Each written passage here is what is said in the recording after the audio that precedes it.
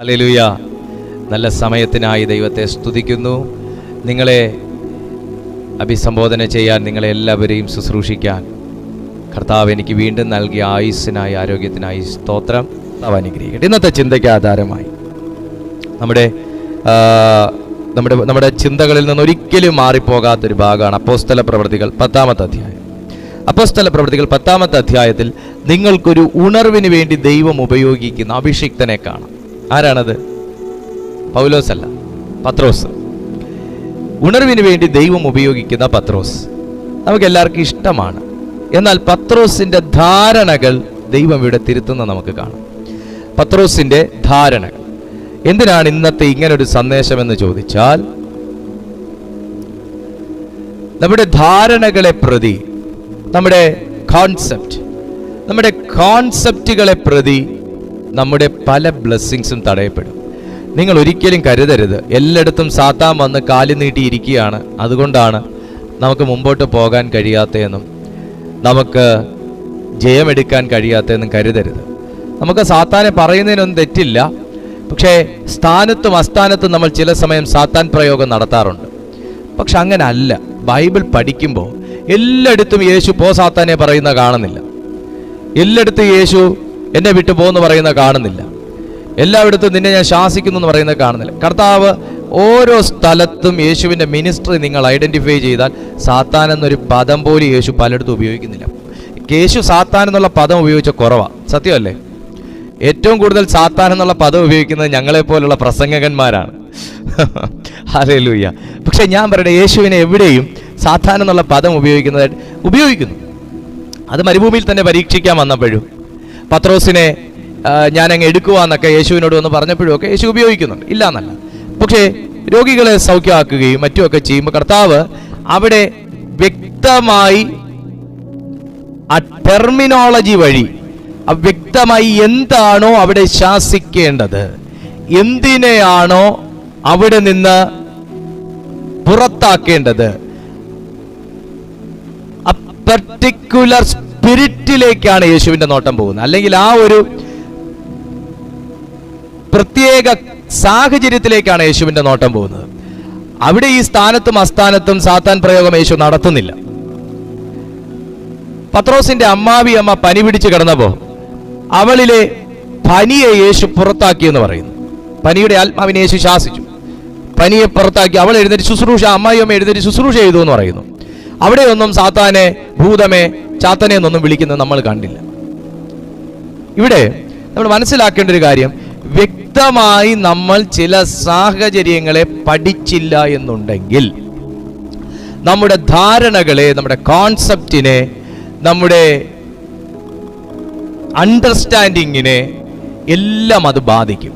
ആത്മീയ ജീവിതത്തിൽ അതിനാണ് തിരുവെഴുത്തിൽ ജ്ഞാനം സമ്പാദിക്കുക, നിനക്കുള്ള സകലതും വിറ്റ് നീ ജ്ഞാനം സമ്പാദിക്കുക എന്ന് യേശു പറയുന്നത്, തിരുവെഴുത്ത് പറയുന്നത്. കർത്താവ് യേശുവും പറയുന്നു, പരിജ്ഞാനമില്ലായികയാൽ ഈ ജനമൊക്കെയും നശിച്ചു പോകും. എങ്ങനെ നശിച്ചു പോകുന്നു? സാത്താൻ വന്ന് വിഴുങ്ങുന്നോ? പിശാച് വന്ന് അവരെ പിടിക്കുന്നോ? പിശാച് വന്നവരെ പിടിക്കുന്നെങ്കിലും സാത്താൻ വന്നവരെ മൂടുന്നു എങ്കിലും അതിന്റെ കാരണം യേശു പറയുന്നത് പരിജ്ഞാനമില്ലായികയാൽ. ആ പരിജ്ഞാനം നമുക്ക് ഓപ്പണായി കിട്ടുക, ആ വിസ്ഡം നമുക്ക് ഓപ്പണായി കിട്ടുകയാണെങ്കിൽ നമുക്ക് നല്ല ഒരളവ് വരെ ജയകരമായ നിലയിൽ ക്രിസ്തീയ ജീവിതം കൊണ്ടുപോകാനായിട്ട് കഴിയും. അതായത് പിശാച് വരത്തില്ലെന്നൊന്നും അല്ല ഞാൻ പറയുന്നത്, സാത്താൻ ഇല്ലെന്നും അല്ല ഞാൻ പറഞ്ഞത്. പക്ഷേ അവന് നമ്മുടെ അടുത്തോട്ട് വരാൻ കഴിയാതെ വണ്ണം നമുക്ക് മുൻകരുതലുകളോടുകൂടെ കാര്യങ്ങൾ ചെയ്യാനായിട്ട് കഴിയും. നിങ്ങൾ ഇന്നത്തെ ഈ മീറ്റിംഗ് തുടങ്ങിയപ്പോൾ നിങ്ങൾ ശ്രദ്ധിച്ചു, ഒരു മുൻകരുതൽ പ്രാർത്ഥനകൾ നടത്തി. ഞാനൊരു സഹോദരിയെ കൊണ്ട് ഒരു മുൻകരുതൽ പ്രാർത്ഥന ഞാൻ ചെയ്യിച്ചു. ഞാൻ തന്നെ വ്യക്തിപരമായി മുൻകരുതൽ പ്രാർത്ഥന നടത്തി. എല്ലാ മീറ്റിങ്ങിനെതിരായിട്ട് നിൽക്കുന്നതിനെയും നമ്മൾ ചെയ്തു. ഒരു മുൻകരുതലാണത്. അതുപോലെ നാം പ്രശ്നമുണ്ടാകുമ്പോൾ പ്രശ്നപരിഹാരം കണ്ടെത്തുകയല്ല, പ്രശ്നമുണ്ടാകാതിരിക്കാൻ വേണ്ടി മുൻകരുതലുകൾ എടുക്കുകയാണ് ഒരു ആത്മീയന്റെ ധർമ്മം. ഹല്ലേലൂയ. പ്രശ്നപരിഹാരത്തിന് വേണ്ടി പ്രശ്നം ഉണ്ടാകുമ്പോൾ ഇരുന്ന് നമ്മൾ ചർച്ച നടത്തുവല്ല, പ്രശ്നമുണ്ടാകാതിരിക്കാൻ വേണ്ടി മുൻകരുതലുകൾ എടുക്കുകയാണ് ആത്മീയന്റെ ധർമ്മം. അതുകൊണ്ട് ഇന്ന് രാത്രി ഈ സന്ദേശത്തിലൂടെ ദൈവം പലരുടെയും ധാരണകളെ മാറ്റി നിങ്ങളെ അനുഗ്രഹിക്കാൻ വിളിക്കപ്പെട്ട വ്യക്തികളാകൊണ്ട് ദൈവം അനുഗ്രഹം നിങ്ങളിലേക്ക് പകരാനായിട്ട് ആഗ്രഹിക്കുകയാണ്. അതിന് സർവശക്തനായ ദൈവം നമ്മെ എല്ലാവരെയും സഹായിക്കട്ടെ. Glory to Jesus. 10-ാമത്തെ അപ്പോസ്തല പ്രവൃത്തികൾ 10-ാമത്തെ അധ്യായം അതിൻ്റെ 10-ാമത്തെ വാക്യം, നിങ്ങൾ 9-ാമത്തെ വാക്യം ഒന്ന് നോക്കിയേ. പിറ്റേന്നാൾ അവർ യാത്ര ചെയ്ത് പട്ടണത്തോട് സമീപിക്കുമ്പോൾ പത്രോസ് 6-ാം മണി നേരത്ത് പ്രാർത്ഥിക്കുവാൻ വെൺമാടത്തിൽ കയറി. അവൻ വളരെ വിശന്നിട്ട് ഭക്ഷിക്കുവാൻ ആഗ്രഹിച്ചു. അവർ ഒരുക്കുമ്പോഴേക്ക് അവന് ഒരു വിവശത വന്നു. ആകാശം തുറന്നിരിക്കുന്നതും വലിയൊരു തുപ്പട്ടി പോലെ 4 കോണും കെട്ടി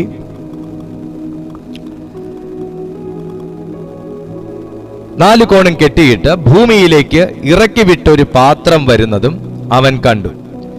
അതിൽ ഭൂമിയിലെ സകലവിധ നാൽക്കാലിയും ഇഴജാതിയും ആകാശത്തിലെ പറവയും ഉണ്ടായിരുന്നു. പത്രോസേ, എഴുന്നേറ്റ് അറുത്തു തിന്നുക എന്നൊരു ശബ്ദം ഉണ്ടായി. അതിന് പത്രോസ്, ഒരിക്കലും പാടില്ല കർത്താവേ, മലിനമോ അശുദ്ധമോ ആയതൊന്നും ഞാൻ ഒരു നാളും തിന്നിട്ടില്ലല്ലോ. ആ ശബ്ദം 2-ാം പ്രാവശ്യം അവനോട്, ദൈവം ശുദ്ധീകരിച്ചത് നീ മലിനമെന്ന് വിചാരിക്കരുത് എന്ന് പറഞ്ഞു. ഇങ്ങനെ 3 പ്രാവശ്യം ഉണ്ടായി. ഉടനെ പാത്രം തിരികെ ആകാശത്തിലേക്ക് വലിച്ചെടുത്തു. 17-ാമത്തെ വാക്യം കൂടെ. ഈ കണ്ട ദർശനം എന്തായിരിക്കുമെന്ന് പത്രോസ് ഉള്ളിൽ ചഞ്ചലിച്ചു കൊണ്ടിരിക്കുമ്പോൾ, ആ വാക്കിന് നിങ്ങളൊരു അടിവരയിടുന്നത് നല്ലതാണ്. ചഞ്ചലിച്ചു കൊണ്ടിരിക്കുമ്പോൾ കൊർന്നല്യോസ് അയച്ച പുരുഷന്മാർ ശീമോന്റെ വീട് ചോദിച്ചുകൊണ്ട് പടിവാതിൽക്കൽ നിന്നു. ഇവിടെ പത്രോസ് നമ്മുടെ എല്ലാവരുടെയും ഇഷ്ടനായ ഒരു വ്യക്തിയാണ്.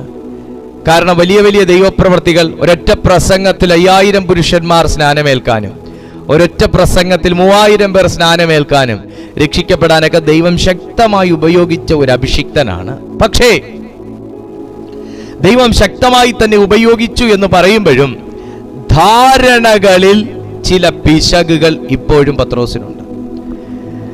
ശുശ്രൂഷ ചെയ്യുന്ന ദൈവമക്കളെ, നമ്മുടെ എല്ലാ ധാരണകളും ശരിയല്ല. പലപ്പോഴും എന്നെ കർത്താവ് ഒത്തിരി കറക്റ്റ് ചെയ്യാറുണ്ട്. ഞാൻ സെൽഫ് കറക്ഷന് വേണ്ടി തയ്യാറാകുന്ന ഒരു വ്യക്തിയാണ്. എൻ്റെ തെറ്റുകൾ ഒരു ചെറിയൊരു വ്യക്തി ചൂണ്ടിക്കാണിച്ചാൽ അംഗീകരിക്കാനുള്ളൊരു മനസ്സ് എനിക്ക് ദൈവം തന്നിട്ടുണ്ട്. ഈഗോ ഇല്ല. എത്ര പേർക്ക് ഈഗോ ഇല്ലാത്ത മനസ്സുണ്ട്? ഈഗോ ഇല്ലാത്ത മനുഷ്യൻ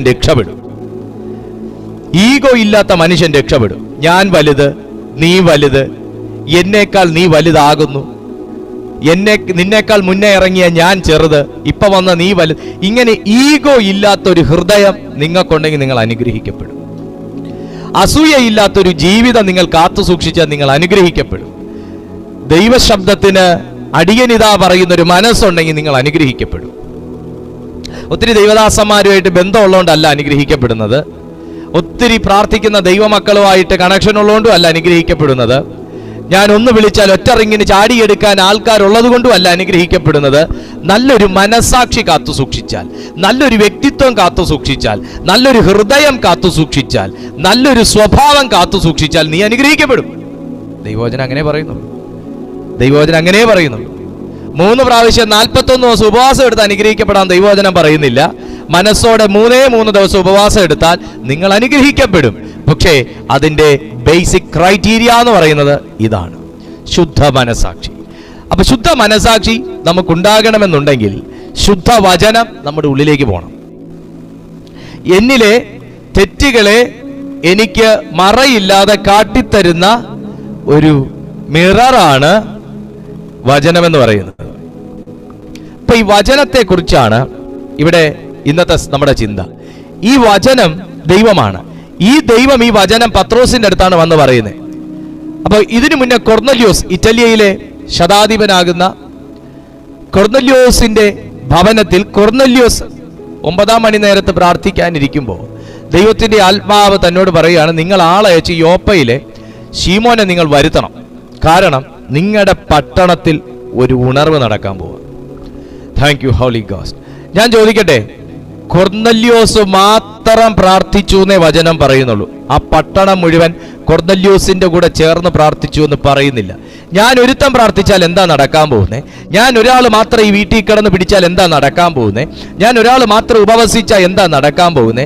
ഞാൻ ഒരാൾ മാത്രം ഈ വീട്ടിൽ നിന്ന് രക്ഷിക്കപ്പെട്ടത് കൊണ്ട് എന്താ നടക്കാൻ പോകുന്നേ?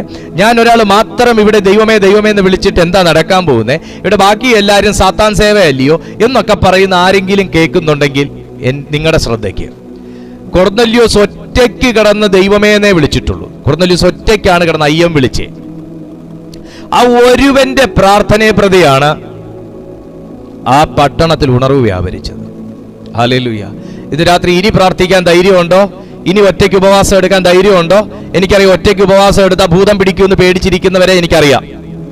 ഉപവാസം എടുക്കുന്നത് ഭൂതം പിടിക്കാനാണെന്ന് അവരൊക്കെ കരുതിയേക്കുന്നത്. ചില വിഷയങ്ങൾ ഏറ്റെടുത്ത് പ്രാർത്ഥിച്ച് ആ ഭൂതം എന്നെ കയറി പിടിക്കുമെന്ന് പറയുന്നവരെ എനിക്കറിയാം. ചില വിഷയത്തിന് ഇടിവ് നിന്ന് കഴിഞ്ഞാൽ നമ്മുടെ ജീവിതം പോയി കിട്ടുമെന്ന് പറയുന്നവരെ എനിക്കറിയാം. അവർ പ്രാർത്ഥിക്കുന്നത് ഭൂതം പിടിക്കാനാണ്. ഹല്ലേലൂയ. ധാരണകൾ മാറട്ടെ. ഇന്ന് രാത്രിയിൽ ഈ ധാരണകൾ മാറുന്ന ഒരു സബ്ജക്റ്റ് ആയതുകൊണ്ട് ഇതെല്ലാം പറയുന്നേ. നോക്കിയേ, ഒറ്റയ്ക്ക് ഇരുന്ന് ഉപവസിക്കരുത്. ഒറ്റയ്ക്ക് ഉപവസിച്ചാൽ ഭൂതം പിടിക്കും. അപ്പൊ ഉപവസിക്കുന്നത് ഭൂതം പിടിക്കാനാണ്, അവരുടെ ധാരണയാണ്. എന്നാൽ ഉപവസിച്ചാൽ ഭൂതം അഴിയുമെന്ന് വിശ്വസിക്കാനുള്ളൊരു പരിജ്ഞാനം ആ ഹൃദയത്തിനില്ല. ഒറ്റയ്ക്ക് വിഷയം ഏറ്റെടുത്ത് പിടിക്കല്ല്. 4 പേരെ കൂടെ പിടിക്കണം. 4 പേരെ കൂടെ പിടിച്ച് ഒരുമിച്ച് പിടിച്ചാലേ മല പോടിയോളൂ. ഒറ്റയ്ക്ക് പ്രാർത്ഥിച്ചാലും ഒറ്റയ്ക്ക് ഉപവസിച്ചാലും ഒറ്റയ്ക്ക് കരഞ്ഞാലും മറുപടി ഇറങ്ങി വന്ന കാര്യങ്ങൾ തിരുവെഴുത്തിൽ പച്ച വെളിച്ചം പോലെ മലർന്നു കിടക്കുമ്പോഴാ പറയുന്നത് ഒറ്റയ്ക്ക് പ്രാർത്ഥിക്കല്ല്. Glory to Jesus. ഇന്ന് സാത്താനെ പേടിയില്ലാത്ത എത്ര ദൈവമക്കളുണ്ട് ഇതിനകത്ത്? ഞാൻ അവരുടെ കൈ ഒന്ന് കാണട്ടെ. ആമേൻ. സാത്താനെ പേടിയില്ലാത്തവരെ ഓർത്ത് ഞാൻ ദൈവത്തിന് സ്തോത്രം ചെയ്യുന്നു. ഇവിടെ കൊർന്നല്യോസ് ഒറ്റയ്ക്ക് പ്രാർത്ഥിക്കുകയാണ്. അപ്പൊ ദിവസവും പ്രാർത്ഥിക്കുന്ന ശീലമുള്ള, 4 നേരം പ്രാർത്ഥിക്കുന്ന ശീലമുള്ള കൊർന്നല്യോസ് പതിവ് പോലെ ആ മനുഷ്യൻ അന്ന് 12 മണിക്ക് പ്രാർത്ഥിക്കാൻ വേണ്ടി കയറിയ സമയം ദൈവത്തിന്റെ ആത്മാവ്, ദൈവത്തിന്റെ ദൂതൻ ഇറങ്ങി വന്ന് പറയുകയാണ്, നിങ്ങൾ പത്രോസിനെ വിളിക്കണം. നമ്പർ 1, ഒറ്റയ്ക്ക് പ്രാർത്ഥിക്കുന്ന ഒരു ശീലമുണ്ടെങ്കിൽ നിങ്ങളുടെ റൂമിനകത്ത് ദൈവത്തിന്റെ വെളിച്ചം വെളിപ്പെട്ടിരിക്കും. ഇത് കൊർന്നല്യോസിന്റെ അനുഭവമാണ്. നിങ്ങൾ ഒറ്റയ്ക്ക് പ്രാർത്ഥിക്കുന്ന ഒരു ശീലം നിങ്ങളുടെ ജീവിതത്തിൽ നിങ്ങൾ ഡെവലപ്പ് ചെയ്താൽ, ഒറ്റയ്ക്ക് പ്രാർത്ഥിക്കുന്ന ഒരു മനോഭാവം നിങ്ങൾക്കുണ്ടെങ്കിൽ നിങ്ങളുടെ ജീവിതത്തിൽ വലിയ ദൈവപ്രവർത്തികൾ കൊണ്ടുവരും. ആത്മീയമായിട്ട് മുരടിപ്പ് വരാൻ സാധ്യതയുണ്ടില്ലെന്നൊന്നുമല്ല, മനുഷ്യരാണ്. ആത്മീയമായിട്ട് മടുപ്പ് വരാൻ സാധ്യതയുണ്ട്. ആത്മീയമായിട്ട് പല ബുദ്ധിമുട്ടുകളും വരാൻ സാധ്യതയുണ്ട്. ഇതൊന്നും ഇല്ലെന്ന് ഞാൻ പറഞ്ഞിട്ടില്ല. പക്ഷേ അതിനെ ജയിക്കാൻ തക്കവണ്ണമുള്ളൊരു അഭിഷേകം സ്വർഗം എൻ്റെ മേൽ ആ വ്യക്തിപരമായ പ്രാർത്ഥനയിൽ പകരുമെന്ന് നിങ്ങൾ വിശ്വസിക്കാൻ തയ്യാറാകുക. അപ്പൊ ഇവിടെ കാണുന്നത് കൈസരിയിൽ ഇറ്റാലിക്ക എന്ന് പറഞ്ഞാൽ ഇറ്റലി എന്ന പട്ടാളത്തിൽ കൊർന്നല്യോസ് എന്ന് പേരുള്ള ഒരു ശതാധിപൻ ഉണ്ടായിരുന്നു. നമ്പർ 1, അവൻ ഭക്തൻ. തിരുവെഴുത്ത് പറയുന്നു, നമ്പർ 1 അവൻ ഭക്തനും, നമ്പർ 2 തന്റെ സകല ഗൃഹത്തോടും കൂടെ ദൈവത്തെ ഭയപ്പെടുന്നവൻ. ഇന്ന് രാത്രി എന്നെ ഒന്ന് ശ്രദ്ധിക്കണം. നമ്മുടെ ധാരണകൾ മാറുമ്പോ എന്തും ചെയ്താൽ ദൈവം ക്ഷമിച്ചോളും എന്ന ധാരണ മാറണം. എന്ത് പൊട്ടത്തരം പറഞ്ഞാലും ദൈവം ക്ഷമിച്ചോളും എന്ന ധാരണ മാറണം. എനിക്ക് എങ്ങനെയും ചെയ്തിട്ട് ദൈവത്തിന്റെ സന്നിധി ചെന്ന് കയറാം എന്ന ധാരണ മാറണം. അവൻ ഭക്തനും ദൈവത്തെ തന്റെ സകല ഗൃഹത്തോടും കൂടെ ദൈവത്തെ ഭയപ്പെടുന്നവനും, ദൈവം മാർദ്ദവ ഹൃദയമുള്ള വ്യക്തിയാണ്, മൃദുലമായ ഹൃദയമുള്ള വ്യക്തിയാണ്, സ്നേഹവാനാണ്, എല്ലാമാണെന്ന് നമ്മുടെ തിരുവെഴുത്തിൽ വായിക്കുമ്പോഴും ദൈവത്തെ ഭയപ്പെടുന്ന ഒരു കാലഘട്ടം ജനത്തിനുണ്ടായിരുന്നു. സ്നേഹം കൊണ്ടുള്ളൊരു ഭയം, സ്നേഹം കൊണ്ടുള്ളൊരു ഭയം, അതൊരു പ്രത്യേക ഭംഗിയാണ്. സ്നേഹം കൊണ്ടുള്ളൊരു ഭയം, അല്ലാതൊരു വിഷയം പ്രാർത്ഥിക്കാൻ പറഞ്ഞ ഭൂതം പിടിക്കും എന്ന് പറയുന്ന ഭയമല്ല. ദൈവത്തോടുള്ള സ്നേഹം കൊണ്ടുള്ളൊരു ഭയം, അത് മെയിൻറ്റെയിൻ ചെയ്യുന്നത് നല്ലതാണ്. എന്താണെന്നറിയാവോ? നമ്മിലെ മനുഷ്യത്വം നശിച്ചു പോകാതിരിക്കാൻ അത് സഹായിക്കും. അരുതാത്തതായിട്ടൊരു വാക്ക് പറഞ്ഞു പോയാൽ ഞാനത് പറഞ്ഞു പോയല്ലോ എന്നുള്ള ഒരു വല്ലാത്തൊരു അസ്വസ്ഥത നമ്മുടെ ഹൃദയത്തിൽ ഉണ്ടായി വരാൻ സഹായിക്കും. പിന്നീട് ചെന്നിരുന്ന് പ്രാർത്ഥിച്ച് കണ്ണുനീരൊഴുക്കി കരഞ്ഞ് കഴുകൽ പ്രാപിക്കാൻ അത് സഹായിക്കും. സെൽഫ് കറക്ഷന് ഏറ്റവും നല്ലത് എന്താണെന്ന് ചോദിച്ചാൽ ദൈവഭയം ഹൃദയത്തിൽ കാത്തു സൂക്ഷിക്കുക എന്നുള്ളതാണ്. ദൈവഭയം. ദൈവത്തെയും ഭയമില്ല, മാതാപിതാക്കളെയും ഭയമില്ലാത്ത ആൾക്കാരുടെ അവസ്ഥകൾ നിങ്ങൾക്ക് എല്ലാവർക്കും അറിയാവുന്നതാണ്. പ്രത്യേകിച്ച് ഞാൻ ഒന്നും പറയേണ്ട കാര്യമില്ല. അപ്പോൾ തൻ്റെ ഗൃഹത്തോടുകൂടെ ദൈവത്തെ ഭയപ്പെടുന്നവനുമായി ജനത്തിന് വളരെ ധർമ്മം കൊടുത്ത് നല്ല പ്രവൃത്തികൾ ചെയ്യുന്ന, അപ്പോൾ ഭക്തൻ മാത്രമല്ല, ദൈവത്തെ ഭയങ്കര ഭയമുള്ള വ്യക്തി മാത്രമല്ല, ധർമ്മം ചെയ്യുന്ന വ്യക്തിയും കൂടെയാണ്, ദാനധർമ്മങ്ങൾ ചെയ്യുന്ന വ്യക്തിയും കൂടെയാണ്, ജനത്തെ സേവിക്കുന്ന വ്യക്തിയാണ്. ദാനധർമ്മം ചെയ്യുക എന്ന് പറഞ്ഞു കഴിഞ്ഞാൽ പണം കൊടുത്ത് ജനത്തെ വഷളാക്കുക എന്നുള്ളതല്ല. പണത്തിന്റെ കാര്യം മാത്രമല്ല ഇവിടെ പറയുന്നത്. താനൊരു ശതാധിപനായതുകൊണ്ട് തൻ്റെ സൊസൈറ്റിയിൽ തനിക്കുള്ള റെസ്പോൺസിബിലിറ്റീസിൽ വെള്ളം ചേർക്കാതെ ചെയ്യുന്ന ഒരു ക്യാരക്ടർ ആ മനുഷ്യൻ കാത്തു സൂക്ഷിച്ചിരുന്നു. ധാരണകൾ മാറണം. ദൈവം ഒരു ഉത്തരവാദിത്വം ഏൽപ്പിച്ചിട്ടുണ്ടെങ്കിൽ, ഞാൻ എപ്പോഴും പറയുന്നൊരു കാര്യം അത്, എപ്പോഴും എൻ്റെ മിക്ക മെസ്സേജിലും കാണാം ഇത്, കർത്താവ് എപ്പോഴും ഇതെന്നെ ഓർമ്മിപ്പിക്കും. ദൈവം ഒരു റെസ്പോൺസിബിലിറ്റീസ് നമ്മെ ഏൽപ്പിച്ചിട്ടുണ്ടെങ്കിൽ, ദൈവം ഒരു ചെറുതെങ്കിലും വലുതെങ്കിലും ഒരു ശുശ്രൂഷ ദൈവം ഏൽപ്പിച്ചിട്ടുണ്ടെങ്കിൽ, ചെറുതെങ്കിലും വലുതെങ്കിലും ഒരു ഫാമിലി ദൈവം ഏൽപ്പിച്ചിട്ടുണ്ടെങ്കിൽ, ചെറുതെങ്കിലും വലുതെങ്കിലും ഒരു കർത്തവ്യം ദൈവം ഏൽപ്പിച്ചിട്ടുണ്ടെങ്കിൽ, ചെറുതെങ്കിലും വലുതെങ്കിലും ഒരു ബിസിനസ് ദൈവം ഏൽപ്പിച്ചിട്ടുണ്ടെങ്കിൽ, ചെറുതെങ്കിലും വലുതെങ്കിലും ഒരു ജോലിയിൽ ദൈവമാക്കിയിട്ടുണ്ടെങ്കിൽ, ചെറുതെങ്കിലും വലുതെങ്കിലും ഒരു ദൗത്യം, ഒരു കൃപ, ഒരു താലന്ത്, ഒരു കഴിവ്, ഒരു ബ്ലെസ്സിങ് ദൈവം ഏൽപ്പിച്ചിട്ടുണ്ടെങ്കിൽ ആ കാര്യത്തിൽ വിശ്വസ്തത പുലർത്തുക. എനിക്ക് സ്വന്തം കാര്യത്തിൽ ഞാൻ എന്നെ തന്നെ ചതിച്ചുകൊണ്ട് എനിക്കൊരിക്കലും മറ്റൊരുവന്റെ മുമ്പിൽ നല്ല ശുശ്രൂഷകനാകാൻ പറ്റില്ല. എൻ്റെ ജീവിതത്തിൽ വെള്ളം ചേർത്തുകൊണ്ട്, എൻ്റെ മനസാക്ഷിയിൽ വെള്ളം ചേർത്തുകൊണ്ട്, എൻ്റെ ആറ്റിറ്റ്യൂഡ്സിൽ വെള്ളം ചേർത്തുകൊണ്ട്, എൻ്റെ ജീവിതത്തിൽ എനിക്കൊരു ആത്മസംയമനം പാലിക്കാതെ മറ്റുള്ളവരെ എനിക്ക് ആത്മീയ കർത്തൃത്വത്തിൽ നിർത്താൻ കഴിയുകയില്ല, മറ്റുള്ളവരെ എനിക്ക് ശുശ്രൂഷിക്കാൻ കഴിയുകയില്ല, മറ്റുള്ളവരെ എനിക്ക് ഉപദേശിക്കാൻ കഴിയുകയില്ല. എൻ്റെ ജീവിതത്തിൽ ഞാൻ അനുഗ്രഹിക്കപ്പെടാതെ മറ്റുള്ളവരെ ദൈവം അനുഗ്രഹിക്കുമെന്ന് പറയാനും എനിക്ക് കഴിയില്ല. താൻ കൊർന്നല്യോസ് ഭക്തനും തൻ്റെ സകല ഗൃഹത്തോടും കൂടെ ദൈവത്തെ ഭയപ്പെടുന്നവനും, ഭക്തനായതുകൊണ്ട് അവന് ദൈവഭയമുണ്ട്. ഭക്തനും ദൈവഭയവും ഉള്ളതുകൊണ്ട് അവനവന്റെ കർത്തൃത്വത്തിൽ ഭയമുണ്ട്. അവനെ ഏൽപ്പിച്ചിരിക്കുന്ന ഉത്തരവാദിത്വത്തിൽ തനിക്ക് ഭയമുണ്ട്. അതുകൊണ്ട് തൻ ജനത്തിന് ധർമ്മം ചെയ്തു പോരുന്നവനാകുന്നു. വെറുതെ പ്രാർത്ഥിക്കുന്ന വ്യക്തിയാന്ന് കേൾക്കാനല്ല ദൈവം ആക്കിയേക്കുന്നത്. പുള്ളിക്കാരൻ ഭയങ്കര പ്രാർത്ഥനയാ, അതിനുവേണ്ടി മാത്രമല്ല ദൈവം ആക്കിയേക്കുന്നത്. ഈ അമ്മാമ്മയെ വിളിച്ചു കഴിഞ്ഞാൽ അമ്മാമ്മ അങ്ങ് വെട്ടി പൊട്ടിക്കുന്ന പ്രാർത്ഥനയാ, അതിനൊന്നും അല്ല ദൈവം ആക്കി വെച്ചേക്കുന്നത്. അതിന് മാത്രം ഒന്നും അല്ല ദൈവം ആക്കി വെച്ചേക്കുന്നത്. നിങ്ങൾക്ക് ചെയ്യാനുള്ള ചില കർത്തവ്യങ്ങളും കൂടെ ദൈവം ഏൽപ്പിച്ചു വെച്ചിട്ടുണ്ട്. വീട്ടിൽ ചെയ്യാനുള്ള പണി ചെയ്യാണ്ട് 24 മണിക്കൂർ ഇരുന്ന് പ്രാർത്ഥിക്കുന്നവനെ കർത്താവ് എടുക്കത്തില്ല. ഞാൻ അങ്ങനെ വിശ്വസിക്കുന്നു. ചായ ഒരു കപ്പ് കാപ്പി ഇട്ട് കൊടുക്കാതെ ഞാൻ ഒന്ന് പ്രാർത്ഥിക്കട്ടെ, മിണ്ടി പോകരുത്, അവിടെ വെള്ളം കുടിക്കാതിരിക്കുന്നു പറയുന്ന അമ്മാമയെ കർത്താവ് എടുക്കത്തില്ല. അവരെ ദൈവം നിങ്ങൾക്കാക്കി വെച്ചേക്കുന്നതാ, നിങ്ങളെ ദൈവം അവർക്കും ആക്കി വെച്ചേക്കുന്നതാ. ഗ്ലോറി, ആമേൻ. ദൈവം അങ്ങനെയല്ലേ പഠിപ്പിച്ചേക്കുന്നേ? ദൈവം അങ്ങനെയാണോ പഠിപ്പിച്ചേക്കുന്നത്? അങ്ങനെ പഠിപ്പിച്ചേക്കുന്നത്. ദൈവം ആക്കി വെച്ചിരിക്കുന്ന കാര്യങ്ങളിൽ പ്രാർത്ഥനയുടെ പേരും പറഞ്ഞ് ഉത്തരവാദിത്വത്തിൽ നിന്ന് ഒഴിഞ്ഞു മാറാൻ കർത്താവ് ആരോടും പറഞ്ഞിട്ടില്ല. ധാരണകൾ മാറട്ടെ, ധാരണകൾ മാറട്ടെ. പ്രാർത്ഥനയുടെ പേരും പറഞ്ഞ് കുടുംബം നോക്കണ്ട എന്ന് ആരോടും കർത്താവ് പറഞ്ഞിട്ടില്ല. കുടുംബം നോക്കുന്ന കാര്യവും പറഞ്ഞ് പ്രാർത്ഥന മിസ് ചെയ്യാനും കർത്താവ് ആരോടും പറഞ്ഞിട്ടില്ല. അപ്പൊ എല്ലാ കാര്യത്തിനും വ്യക്തമായ ഒരു അലോക്കേഷൻ, ഒരു അറേഞ്ച്മെന്റ്സ്, ഒരു പ്ലാനിങ് ഒരു വ്യക്തി ഉണ്ടാക്കി എടുക്കാത്തത് കൊണ്ടാണ് ജീവിതം പരാജയത്തിലായി പോകുന്നത്. കർത്താവിനെ കുറ്റം പറഞ്ഞിട്ടൊന്നും ഒരു കാര്യമില്ല. അല്ലെങ്കിൽ നിങ്ങൾ നോക്കിക്കോ, നമ്മൾ അവിടെ ചെല്ലുമ്പോൾ കർത്താവ് സ്റ്റേറ്റ്മെന്റ് ഇങ്ങോട്ട് കാണിച്ചു തരും. കർത്താവ് ഇങ്ങോട്ട് കാണിച്ചു തരും. ഞാൻ ഈ രക്തത്തിൽ എനിക്ക് പങ്കില്ല എന്ന് കർത്താവ് പറയും. ഹെരോദാവ് പറഞ്ഞ പോലെ, പീലോത്താസ് പറഞ്ഞ പോലെ, ഈ രക്തത്തിൽ എനിക്ക് പങ്കില്ല എന്ന് പറയും. വ്യക്തമായി എങ്ങനെ കുടുംബം നടത്തണം, വ്യക്തമായി എങ്ങനെ സഭ നടത്തണം, വ്യക്തമായി എങ്ങനെ ശുശ്രൂഷകനായിരിക്കണം, ഇതെല്ലാം തിരുവെഴുത്ത് പറയുമ്പോൾ അച്ചാച്ചൻ ഒരു ഗ്ലാസ് കട്ടൻ ചായ എന്ന് 16 വട്ടം ചോദിക്കേണ്ട ഗതികേട് വരരുത്.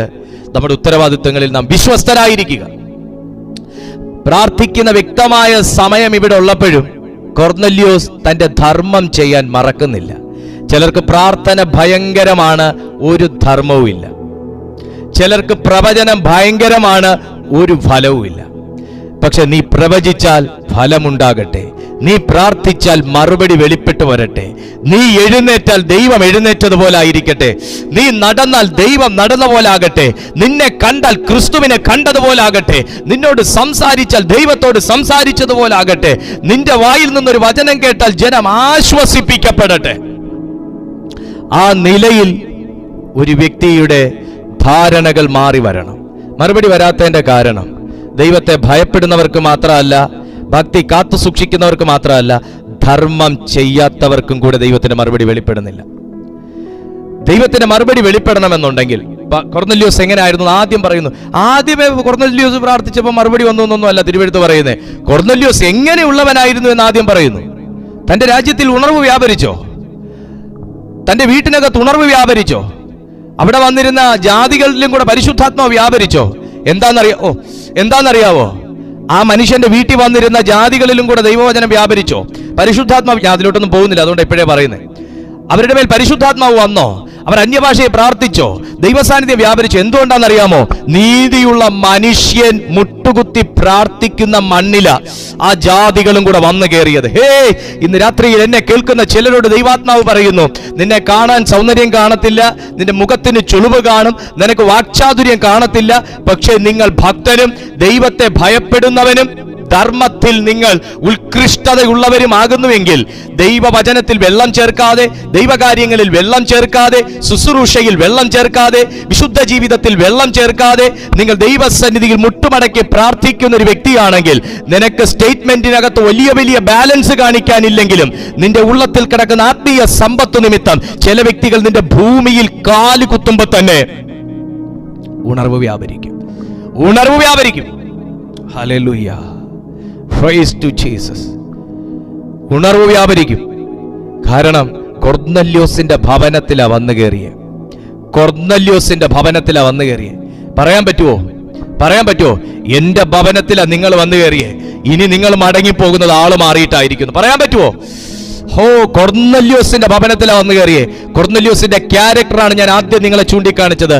ഭക്തനും തന്റെ ഗൃഹത്തോടു കൂടെ ദൈവത്തെ ഭയപ്പെടുന്നവനും ജനത്തിന് വളരെ ധർമ്മം ചെയ്തു പോകുന്ന ഒരു മനുഷ്യൻ. ജനത്തിന് വളരെ ധർമ്മം ചെയ്തു പോകുന്ന ഒരു മനുഷ്യൻ. അത് ഒരു മനുഷ്യനാകുക. നമുക്ക് പിന്നീട് പ്രവാചകനാകാം, പിന്നീട് പ്രവാചകിയാകാം, പിന്നീട് വലിയ രോഗശാന്തി ശുശ്രൂഷകന, ഇതെല്ലാം കർത്താവാക്കും. ഇതെല്ലാം ദൈവമാക്കും. ദൈവമാണ് ആക്കുന്നത്. എനിക്ക് പൊതുവെ എനിക്ക് എൻ്റെ പേരിന്റെ മുമ്പേ എനിക്ക് അത് ഇത് മറ്റേത് ഇതൊന്നും പറയാനുള്ള റൈറ്റ് എനിക്കില്ല. ഇതൊക്കെ ദൈവമാക്കുന്നത്, ഇതെല്ലാം ദൈവമാക്കുന്ന. ദൈവത്തിനല്ലാതെ ഒരു വ്യക്തിയെ അങ്ങനെ ആക്കാൻ പറ്റത്തില്ല. വേണമെങ്കിൽ ഒരു സുഖത്തിന് ജാടയ്ക്കൊക്കെ വേണേ പേരിന് മുന്നേ എന്തെങ്കിലുമൊക്കെ നമുക്ക് എഴുതി ചേർക്കാം. പക്ഷേ അതൊന്നും നിന്റെ ശുശ്രൂഷയിൽ വെളിപ്പെട്ടുകൊള്ളണമെന്നില്ല. പക്ഷേ നീ പ്രാർത്ഥിക്കുന്ന ഒരു ശീലമുള്ള വ്യക്തിയാണെങ്കിൽ ഇന്ന് രാത്രി ധാരണകളൊക്കെ മാറട്ടെ. അയാൾക്ക് മാത്രമേ ഇത് ചെയ്യാൻ പറ്റൂ, ഇയാൾക്ക് മാത്രമേ ഇത് ചെയ്യാൻ പറ്റൂ, അവർ പ്രാർത്ഥിച്ചാലേ വിടുതലുള്ളൂ, ഇവർ പ്രാർത്ഥിച്ചാലേ വിടുതലുള്ളൂ. ധാരണകൾ മാറട്ടെ. ഒരു പ്രത്യേക വചനം പറഞ്ഞ് പ്രാർത്ഥിച്ചാലേ ആ ധാരണകൾ മാറട്ടെ. നിന്റെ കണ്ണുനീരിനേക്കാൾ വലിയ വചനമൊന്നും, നിങ്ങളുടെ കണ്ണുനീരിനേക്കാൾ വചനമല്ല, കണ്ണുനീരിനേക്കാൾ വലിയ പ്രാർത്ഥനയൊന്നും വേറെ ഇല്ല. ധാരണകൾ മാറട്ടെ. ഇതെല്ലാം ദൈവം നമ്മളെ ആക്കും. പക്ഷെ നമ്മൾ ആകേണ്ട പോലെ നമ്മളൊന്നാകുവാണെങ്കിൽ. കൊർന്നല്യോസിനെ കുറിച്ച് പറയുന്നു, അവൻ ഭക്തനും തന്റെ ഗൃഹത്തോടുകൂടെ ദൈവത്തെ ഭയപ്പെടുന്നവനും ജനത്തിന് വളരെ ധർമ്മം ചെയ്തു പോന്ന ഒരു മനുഷ്യൻ, ഒരു വ്യക്തി. അപ്പോ ഇന്ന് ഈ രാത്രിയിൽ ഈ തിരുവെഴുത്ത് കേട്ടുകൊണ്ടിരിക്കുമ്പോ നമ്മുടെ ധാരണകൾ മാറുക എന്നാൽ ആദ്യം ഞാനൊരു വ്യക്തിയായി ഒരു നല്ലൊരു വ്യക്തിത്വമുള്ള ഒരു വ്യക്തിയായി മാറുക, നല്ലൊരു മനുഷ്യനായി മാറുക. എന്റെ പ്രാർത്ഥനയ്ക്ക് മറുപടി കിട്ടുന്നോണ്ടല്ല ഞാൻ മനുഷ്യനായി മാറേണ്ടത്. ഞാൻ വിളിച്ച കർത്താവ് വിളിപ്പുറത്ത് ഇറങ്ങി വരുന്നോണ്ടല്ല ഞാൻ മനുഷ്യനായി മാറേണ്ടത്.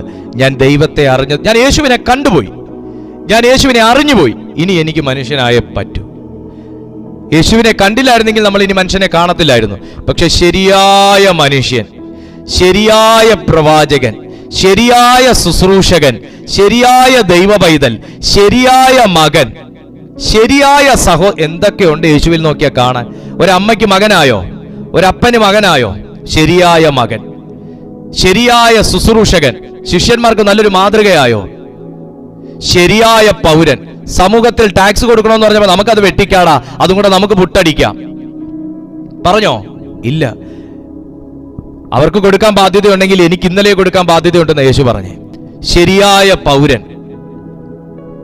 യേശുവിന്റെ മിനിസ്ട്രിയിൽ എല്ലാ കാര്യങ്ങളും ക്ലിയർ ആയിരുന്നു. ഡോക്യുമെന്റൽ ആയിട്ടുള്ള ജീവിതമായിരുന്നു യേശുവിന്റെ. ഹല്ലേലൂയ. കണ്ടില്ലേ? അല്ല ചുമ്മാ ഘോരം ഘോരം പ്രസംഗിക്കുമല്ല, ജീവിച്ച് തെളിയിച്ചിട്ട് ആള് പ്രസംഗിച്ചേ. നമുക്ക് അങ്ങനെ ആകാൻ കഴിയണം. ഒറ്റയ്ക്ക് കഴിയത്തില്ല നമുക്ക്. പക്ഷേ ഞാൻ പോകുന്നത് നിങ്ങൾക്ക് പ്രയോജനം. പരിശുദ്ധാത്മാവെന്ന കാര്യസ്ഥൻ നിങ്ങൾക്ക് വരും. അവൻ നിങ്ങളെ പാപത്തെക്കുറിച്ച്, ന്യായവിധിയെക്കുറിച്ച് ബോധ്യം വരുത്തും. ബോധ്യം ഉണ്ടെങ്കിലേ നമുക്ക് ധാരണകൾ തിരുത്താൻ പറ്റൂ. ധാരണകൾ തിരുത്തിയാലേ നമ്മൾ തിരുവെഴുത്ത് പറയുന്ന അനുഗ്രഹം പ്രാപിക്കത്തുള്ളൂ. അപ്പോ എന്തെല്ലാം വ്യക്തിത്വം നമുക്ക് യേശുവിൽ കാണാനുണ്ട്. ശരിയായ ഒരു ദൈവ പൈതൽ, ശരിയായ ഒരു ദൂതൻ, ദൈവത്തിന്റെ ശക്തനായ ഒരു ദൂതൻ, പ്രവാചകൻ, മകൻ, പൗരൻ, എന്തെല്ലാം നമുക്ക് കാണാനുണ്ട്. ശരിയായ മനസാക്ഷിയുള്ളവൻ, വിശുദ്ധ ജീവിതമുള്ളവൻ, എല്ലാം യേശുവിൽ നോക്കി പഠിച്ചാൽ നമുക്ക് എങ്ങനെ ജീവിക്കണം, നല്ലൊരു മനുഷ്യൻ എങ്ങനെ ആയിരിക്കണമെന്ന് നമുക്കതിൽ കാണാൻ കഴിയും. ഇങ്ങനെ ജീവിച്ചുകൊണ്ട് നാം പ്രാർത്ഥിക്കാൻ തുടങ്ങിയാൽ നമ്മുടെ റൂമിനകത്ത് ഈ ദൈവസാന്നിധ്യം ഇറങ്ങും. നമ്മുടെ ലൈഫിലും ഈ ദൈവകൃപ വ്യാപരിക്കും. നമ്മുടെ പ്രാർത്ഥനകൾക്ക് മറുപടികൾ ഓട്ടോമാറ്റിക്കായിട്ട് വരും. നമ്മൾ 1000 പേരെ കൊണ്ട് പ്രാർത്ഥിപ്പിക്കേണ്ട ഒരു കാര്യമില്ല. നമ്മുടെ പ്രാർത്ഥനകൾക്ക് മറുപടി വന്നുകൊണ്ടേയിരിക്കും. നോക്ക്, നമ്മുടെ ജീവിതവും നമ്മുടെ പ്രേയറിന്റെ മറുപടിയും തമ്മിൽ വലിയ ബന്ധമുണ്ട്. നമ്മുടെ ലൈഫും നമ്മുടെ ക്യാരക്ടറും നമ്മുടെ സ്വഭാവവും നമ്മുടെ പ്രാർത്ഥനയുമായിട്ടൊക്കെ ഭയങ്കര ബന്ധമുണ്ട്. നമ്മൾ ഭയങ്കര പ്രാർത്ഥിക്കുകയൊക്കെ ചെയ്യുമായിരിക്കും. പക്ഷേ ധാരണകൾ മാറാതെ, നമ്മുടെ പഠന രീതികൾ മാറാതെ നമ്മുടെ ലൈഫിൽ അനുഗ്രഹിക്കപ്പെടാൻ സാധ്യത വളരെ കുറവാണ്. നോക്കൂ, ഇത്രയാണ് പരിശുദ്ധാത്മാവ് കൊർന്നല്യോസിനെ കുറിച്ച് പറയുന്ന സാക്ഷ്യം. കൊർന്നല്യോസിനെ കുറിച്ച് ഇത്രയും കാര്യം ആളൊരു മനുഷ്യനാണ്. മൃഗതുല്യനായ മനുഷ്യൻ എന്നല്ല പറയുന്നത്, മനുഷ്യനാണ്. മനുഷ്യൻ എങ്ങനായിരിക്കണം? മനുഷ്യൻ ഭക്തനായിരിക്കണം, ദൈവത്തെ ഭയപ്പെടുന്നവനായിരിക്കണം, ദാനധർമ്മം ചെയ്യുന്നവനായിരിക്കണം. മനസ്സിലായില്ലേ? ദാനധർമ്മം ചെയ്യുന്നവനായിരിക്കണം. ഇത്രയുമായാൽ, ദാനധർമ്മം എന്ന് പറയുമ്പോൾ നമ്മുടെ കർത്തവ്യങ്ങളിൽ വിശ്വസ്തനായിരിക്കണം. അദ്ദേഹം 100 പേർക്ക് പട്ടാളക്കാരൻ, അധിപതിയായ ഒരു വ്യക്തിയാണ്, ശതാധിപനാണ്. അപ്പോൾ ആ മനുഷ്യൻ തൻ്റെ ഒഫീഷ്യൽ ഡ്യൂട്ടിയിൽ ആ മനുഷ്യൻ വിശ്വസ്തനായിരുന്നു. തന്റെ കർത്തവ്യത്തിൽ വിശ്വസ്തനായിരുന്നു, കുടുംബത്തിൽ വിശ്വസ്തനായിരുന്നു, സഭയിൽ വിശ്വസ്തനായിരുന്നു, ദൈവത്തിന് വിശ്വസ്തനായിരുന്നു, ജനത്തിന് വിശ്വസ്തനായിരുന്നു, അഴിമതി നടത്താത്ത വ്യക്തിയായിരുന്നു, മോഷ്ടിക്കാത്ത വ്യക്തിയായിരുന്നു, സ്ത്രീകളെ ദോഷം പറയാത്ത വ്യക്തിയായിരുന്നു, അനാവശ്യ ബന്ധങ്ങളിൽ ഏർപ്പെടാത്ത വ്യക്തിയായിരുന്നു, എവിടുന്ന് 10 രൂപ ലാഭം കിട്ടുമെന്ന് നോക്കാത്ത വ്യക്തിയായിരുന്നു, ഒന്നിട്ട് 10 എങ്ങനെ എടുക്കാന്ന് ചിന്തിക്കാത്ത വ്യക്തിയായിരുന്നു. ആമേൻ. ദാനധർമ്മം ചെയ്ത വ്യക്തിയായിരുന്നു, വളരെ ധർമ്മം ചെയ്തു പോകുന്ന വ്യക്തിയായിരുന്നു. ഒരു ക്രിസ്ത്യാനിക്ക് ധർമ്മമുണ്ട്. മനസ്സിലായോ? ഒരു ക്രിസ്ത്യാനിക്ക് ധർമ്മമുണ്ട്. ഞാൻ എപ്പോഴും പറയും, നമ്മളെ കണ്ടു വേണം മറ്റുള്ളവർ ക്രിസ്തുവിലേക്ക് വരാനെന്ന്. ആമേൻ. ഓക്കെ, അതിന് ഞാൻ പോകുന്നില്ല, ഒത്തിരി വട്ടം പറഞ്ഞിട്ടുള്ളതാ. അപ്പോൾ ഇതാണ് പരിശുദ്ധാത്മാവിന് കൊർന്നല്യോസിനെ കുറിച്ചുള്ള സാക്ഷ്യം. പറയാൻ ഞാൻ പറ്റുമോ? കർത്താവേ, ഇന്നു മുതൽ എന്നെക്കുറിച്ച് അങ്ങേക്കൊരു സാക്ഷ്യം ഉണ്ടാകണേ കർത്താവേ. എൻ്റെ ജീവിതത്തെ നോക്കി അങ്ങേക്കൊരു സാക്ഷ്യം ഉണ്ടാകണേ കർത്താവേ. എൻ്റെ ലൈഫിലേക്ക് നോക്കി അങ്ങേക്ക് എന്നെക്കുറിച്ചൊരു സാക്ഷ്യം ഉണ്ടാകണേ കർത്താവേ. നമുക്കെല്ലാവർക്കും യേശുവിനെ കുറിച്ച് സാക്ഷ്യമില്ലേ? അതെന്തുകൊണ്ടാ? അത് നിങ്ങൾക്ക് അവനെക്കുറിച്ചൊരു സാക്ഷ്യം ഉണ്ടാകത്തക്ക കാരണമുള്ളത് കൊണ്ടാ. അതുപോലെ എന്നെക്കുറിച്ച് പിതാവേ അങ്ങേക്കൊരു സാക്ഷ്യം ഉണ്ടാവണം. നമ്മുടെ മുഖത്തേക്ക് നോക്കിയാൽ, എത്ര മുഖത്തേക്ക് നോക്കിയാൽ ദൈവത്തിന് പറയാൻ പറ്റും, ഇവനെക്കുറിച്ച് എനിക്കൊരു സാക്ഷ്യമുണ്ട്, ഇവനെക്കുറിച്ച് എനിക്കൊരു സാക്ഷ്യമുണ്ട്. ഇയ്യോബിനെ കുറിച്ച് ദൈവം സാക്ഷ്യം പറഞ്ഞിരുന്നു, ഇല്ലേ? അബ്രഹാമിനെ കുറിച്ച് സാക്ഷ്യം പറഞ്ഞിരുന്നു, ഇല്ലേ? പറഞ്ഞു. ഹനോക്കിനെ കുറിച്ച് സാക്ഷ്യം പറഞ്ഞിരുന്നു, നോഹയെ കുറിച്ച് സാക്ഷ്യം പറഞ്ഞിരുന്നു, മോസസിനെ കുറിച്ച് സാക്ഷ്യം പറഞ്ഞിരുന്നു. നമ്മളെക്കുറിച്ചൊരു സാക്ഷ്യം പറയാൻ ദൈവമക്കളെ, നമ്മുടെ വീട്ടിൽ നമ്മൾ പലരും അംഗീകരിക്കുന്ന ഭയങ്കര ഇഷ്ടമാണ്. നമ്മുടെ വൈഫ് നമ്മളെ അംഗീകരിക്കുന്ന ഇഷ്ടമാണ്, നമ്മുടെ ഹസ്ബൻഡ് നമ്മളെ അംഗീകരിക്കുന്ന ഇഷ്ടമാണ്, നമ്മുടെ മക്കൾ നമ്മളെ അംഗീകരിക്കുന്ന ഇഷ്ടമാണ്, നമ്മുടെ ബോസ് നമ്മളെ അംഗീകരിക്കുന്ന ഇഷ്ടമാണ്, സമൂഹം നമ്മളെ അംഗീകരിക്കുന്ന ഇഷ്ടമാണ്. പക്ഷേ ഇവരെല്ലാം അംഗീകരിച്ചിട്ട് കർത്താവ് അംഗീകരിച്ചില്ലെങ്കിലോ? അവരംഗീകരിക്കപ്പെടാൻ വേണ്ടി നമ്മൾ എന്തൊക്കെയോ പ്രച്ഛന്ന വേഷം കെട്ടുകയാണ് ആരുടെയൊക്കെയോ മുമ്പിൽ. അവരെന്നെക്കുറിച്ച് ദോഷം പറയല്ലേ, അവരെന്നെ വെറുക്കരുത്, അവരെന്നെ അവോയ്ഡ് ചെയ്യരുത്, അവരെന്നെ വിളിക്കാതിരിക്കരുത്, അവരെന്നോട് പിണങ്ങല്ലേ, അവരിൽ നിന്നുള്ള നന്മ എനിക്ക് തടയല്ലേ. അതിന് നമ്മൾ എന്തൊക്കെയോ മൂടുപടം കെട്ടി, നമ്മൾ എന്തൊക്കെയോ ഫേസ് മാസ്ക് വെച്ചാണ് നമ്മൾ ഓരോരുത്തരുടെ മുമ്പിൽ നിൽക്കുന്നത്. ജെനുവിനായിട്ട് നമുക്ക് ജീവിക്കാൻ കഴിയണം. ആരൊക്കെ എന്നെ തള്ളി പറഞ്ഞാലും, ആരൊക്കെ എന്നെക്കുറിച്ച് എന്തൊക്കെ പറഞ്ഞാലും, കർത്താവ് എന്നെ അംഗീകരിക്കുന്നുണ്ടോ, കർത്താവിന് എന്നെക്കുറിച്ചൊരു സാക്ഷ്യമുണ്ടോ, ദാറ്റ്സ് ഇനഫ്, ദാറ്റ്സ് ഇനഫ്. മേളിൽ പോയിട്ട് നമുക്ക് കർത്താവ് എന്നെ ഇങ്ങനെ പറയുന്നത്, ആ പുള്ളി എത്ര വർഷം കൊണ്ട് ഞാനുമായിട്ട് ബന്ധപ്പെടുന്നതെന്ന് അറിയാവോ, ആൾക്ക് എന്നെക്കുറിച്ചുള്ള സാക്ഷ്യം എന്നാന്ന് കർത്താവിന് അറിയാവോ എന്നൊന്നും നമുക്ക് പറയാൻ പറ്റത്തില്ല. ധാരണകൾ മാറട്ടെ, ധാരണകൾ മാറട്ടെ. മനുഷ്യന് നമ്മൾ നന്മ ചെയ്തുകൊണ്ടിരിക്കുന്ന കാലം വരെ മനുഷ്യൻ നമ്മളെ കീജയ് വിളിക്കും. നമ്മുടെ കയ്യിൽ നിന്നുള്ള നന്മ കുറയാൻ തുടങ്ങുമ്പോൾ മനുഷ്യന് നമ്മളെ വേണ്ടാന്ന് തോന്നും. എന്നാൽ കർത്താവിന് വലിച്ചെറിയപ്പെട്ട യോസേഫിനെയാ വേണ്ടത്. ആമേൻ. വലിച്ചെറിയപ്പെട്ട യോസേഫിനാ കർത്താവിന് നോക്കിയപ്പോ ഇവൻ അവിടെ ആ സ്ഥാനത്തിരിക്കാൻ അവൻ കൊള്ളാന്ന് കർത്താവിന് തോന്നി. വലിച്ചെറിയപ്പെട്ടവരെയാ കർത്താവിന് വേണ്ടത്, തള്ളിക്കളഞ്ഞതിനെയാ കർത്താവിന് വേണ്ടത്. വീട് പണിതപ്പോ നിന്നെ കൂട്ടിയില്ലേ, വീട് പണിതപ്പം നിന്നെ കൂട്ടിയില്ലേ, ചില കാര്യങ്ങൾ ചെയ്തപ്പം നിന്നെ കൂട്ടിയില്ലേ, ചില തീരുമാനം എടുത്തപ്പോൾ നിന്നെ കൂട്ടിയില്ലേ, ചില ഡിസ്കഷൻ നടന്നപ്പോൾ നിന്നെ കൂട്ടിയില്ലേ, ചില നല്ല കാര്യങ്ങൾ നടന്നപ്പോൾ നിന്നെ കൂട്ടിയില്ലേ, പ്രാർത്ഥിക്കാനിരുന്നപ്പോഴും നിന്നെ കൂട്ടിയില്ലേ, യാത്ര പോയപ്പോൾ നിന്നെ കൂട്ടിയില്ലേ. തള്ളിക്കളഞ്ഞോ? തള്ളിക്കളഞ്ഞ നിന്നെയാണ് ദൈവത്തിന് വേണ്ടത്. ദൈവത്തിന്റെ കോർണർ സ്റ്റോൺ ആക്കാൻ വിശ്വാസമുണ്ടോ? ദൈവത്തിന്റെ കോർണർ സ്റ്റോൺ ആക്കാൻ. ദൈവത്തിന്റെ കോർണർ സ്റ്റോൺ നീ ആയാൽ, ദൈവത്തിന്റെ മൂലക്കല്ല് നീ ആയി മാറിയാൽ, നിന്റെ മേൽ ദൈവം ചില പണികൾ ചെയ്യും. നിന്റെ മേൽ ദൈവം ചില പണികൾ ചെയ്യും. ദൈവം ചില പണികൾ ചെയ്യും. Glory to Jesus. തള്ളിക്കളഞ്ഞ കല്ലിന് വേറൊരു പ്രത്യേകതയുണ്ട്. കർത്താവ് എന്നോട് ഇപ്പൊ പറയുന്നൊരു വെളിപ്പാടാ. തള്ളിക്കളഞ്ഞ കല്ലിന് വേറൊരു പ്രത്യേകത ഉണ്ട്. എന്നാന്നറിയാവോ? അതൊരിക്കലും കൂട്ടത്തിൽ കാണത്തില്ല. കൂട്ടത്തിൽ കാണത്തില്ല. നിങ്ങൾ വെജിറ്റബിൾ കട്ട് ചെയ്യും, വെജിറ്റബിളിന്റെ വേസ്റ്റും ബാലൻസ് ഉള്ള വെജിറ്റബിൾസ് നിങ്ങൾ ഒരുമിച്ചാണ് ഇട്ട് വെക്കുന്നത്. വെജിറ്റബിൾസ് കട്ട് ചെയ്യും, വെജിറ്റബിൾസ് കട്ട് ചെയ്ത് മാറ്റിയ വേസ്റ്റ്, അതിനെ പീൽ ഓഫ് ചെയ്ത് കളഞ്ഞ ബാക്കി വേസ്റ്റും കാര്യങ്ങളും, കറി വെക്കാനുള്ള നിങ്ങൾ അരിഞ്ഞ് വൃത്തിയാക്കി വെച്ചേക്കുന്ന പച്ചക്കറിയും കൂടെ ഒരുമിച്ചാണോ വെച്ചേക്കുന്നേ? അല്ല, സെപ്പറേറ്റ് മാറ്റി വെക്കും. കാര്യം എന്നാ? അത് വേണ്ടതും ഇത് വേണ്ടാത്തതും സെപ്പറേറ്റ് ചെയ്ത് വെക്കും. ഒരിക്കലും തള്ളിക്കളഞ്ഞതിന് കൂട്ടം കാണത്തില്ല. ആമേൻ. തള്ളിക്കളഞ്ഞത് കൂട്ടത്തിൽ നിക്കത്തില്ല, നിർത്തത്തില്ല. തള്ളിക്കളഞ്ഞത് എപ്പോഴും ഒറ്റപ്പെട്ടിരിക്കും. ആ ഒറ്റപ്പെടലിലേക്ക് ഇന്ന് കർത്താവിന്റെ വിരൽ ചൂണ്ടുന്നത്. ആ ഒറ്റപ്പെട്ട് കിടക്കുന്ന ചിലതിനെയാ ദൈവത്തിന്റെ കോർണർ സ്റ്റോൺ ആക്കാൻ പോണേ. ആ ഒറ്റപ്പെട്ട് കിടക്കുന്ന, ഒറ്റയ്ക്ക് നിൽക്കുന്ന, ഒറ്റയ്ക്ക് പ്രാർത്ഥിക്കുന്ന, ഒറ്റയ്ക്ക് കരയുന്ന, ഒറ്റയ്ക്ക് യാതനകൾ അനുഭവിക്കുന്ന, ഒറ്റയ്ക്ക് കുടുംബ ജീവിതത്തിന്റെ പ്രാരാബ്ധം അനുഭവിക്കുന്ന ഏതൊക്കെയോ കല്ലുകളെ ദൈവം കോർണർ സ്റ്റോൺ ആക്കി മാറ്റും. ആമേൻ. ഹല്ലേലൂയ. അപ്പൊ ഇതാണ് അതിന്റെ ഒരു സൈൻ. ഒറ്റപ്പെട്ട് നിൽക്കുന്നോ, തള്ളപ്പെട്ട് നിൽക്കുന്നോ, നിങ്ങളാണ് ദൈവത്തിന്റെ പ്രധാനപ്പെട്ട കല്ല്. ഒരുപാട് കൂടി നിൽക്കുന്നതിന്റെ ഇടയിൽ നിന്നൊന്നും അല്ല ദൈവം ഒന്നിനെ തിരഞ്ഞെടുക്കുന്നത്. ഒരുപാട് പേര് ഗ്യാങ് ആയിട്ട് സംഘടന ഉണ്ടാക്കി നിൽക്കുന്നതിനകത്തുനിന്നൊന്നും അല്ല കർത്താവ് തിരഞ്ഞെടുക്കുന്ന കുഞ്ഞെ. വേർപെട്ട് ഒറ്റപ്പെട്ട് എവിടെയും പോകാനില്ലാതെ ആശ്രയിക്കാനില്ലാതിരിക്കുന്ന നിന്നെയാണ് ദൈവം തിരഞ്ഞെടുക്കാൻ പോണേ. അപ്പൊ കൊർന്നല്യോസിനെ കുറിച്ച് ദൈവത്തിന്റെ സാക്ഷി അതാണ്, നല്ലൊരു മനുഷ്യനെന്ന്. താഴേക്ക് വായിക്കുമ്പോഴാണ് ഒരു ദർശനത്തിൽ ദൈവദൂതൻ തന്റെ അടുക്കൽ അകത്തിറങ്ങി വരുന്നത് സ്പഷ്ടമായി കണ്ടു. കൊർന്നല്യോസേ എന്ന് തന്നോട് പറയുന്നത് കേട്ടു. അവൻ ഉറ്റുനോക്കി ഭയപരവശനായി. അല്ലേലേ ദൈവത്തെ പേടിയുള്ളൊരു മനുഷ്യൻ.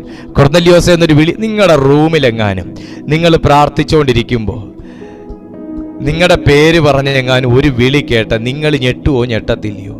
അത് മനുഷ്യൻ വിളിക്കുന്ന പോലെയൊന്നുമല്ല കർത്താവിന്റെ വിളി. നല്ല പവർഫുൾ ആയിട്ടുള്ള വിളിയായിരിക്കും. നിങ്ങൾ ഞെട്ടുവോ ഇല്ലയോ? ഇത് തന്നെ അവിടെയും സംഭവിച്ചത്. ഞെട്ടിപ്പോയി. പ്രത്യേകിച്ച് പ്രാർത്ഥനയ്ക്കകത്ത് മറുപടികൾ വെളിപ്പെടുമ്പോൾ ഞെട്ടും. നീ ഞെട്ടാൻ തയ്യാറായിക്കും. നീ ഇന്ന് പ്രാർത്ഥിച്ചുകൊണ്ടിരിക്കുന്ന വിഷയത്തിന് അപ്രതീക്ഷിതമായ ഒരു മറുപടി വരുമെന്ന് നിങ്ങളോട് ദൂതൻ ഇറങ്ങിവെന്ന് പറഞ്ഞാൽ നിങ്ങൾ ഞെട്ടുവോ ഇല്ലയോ?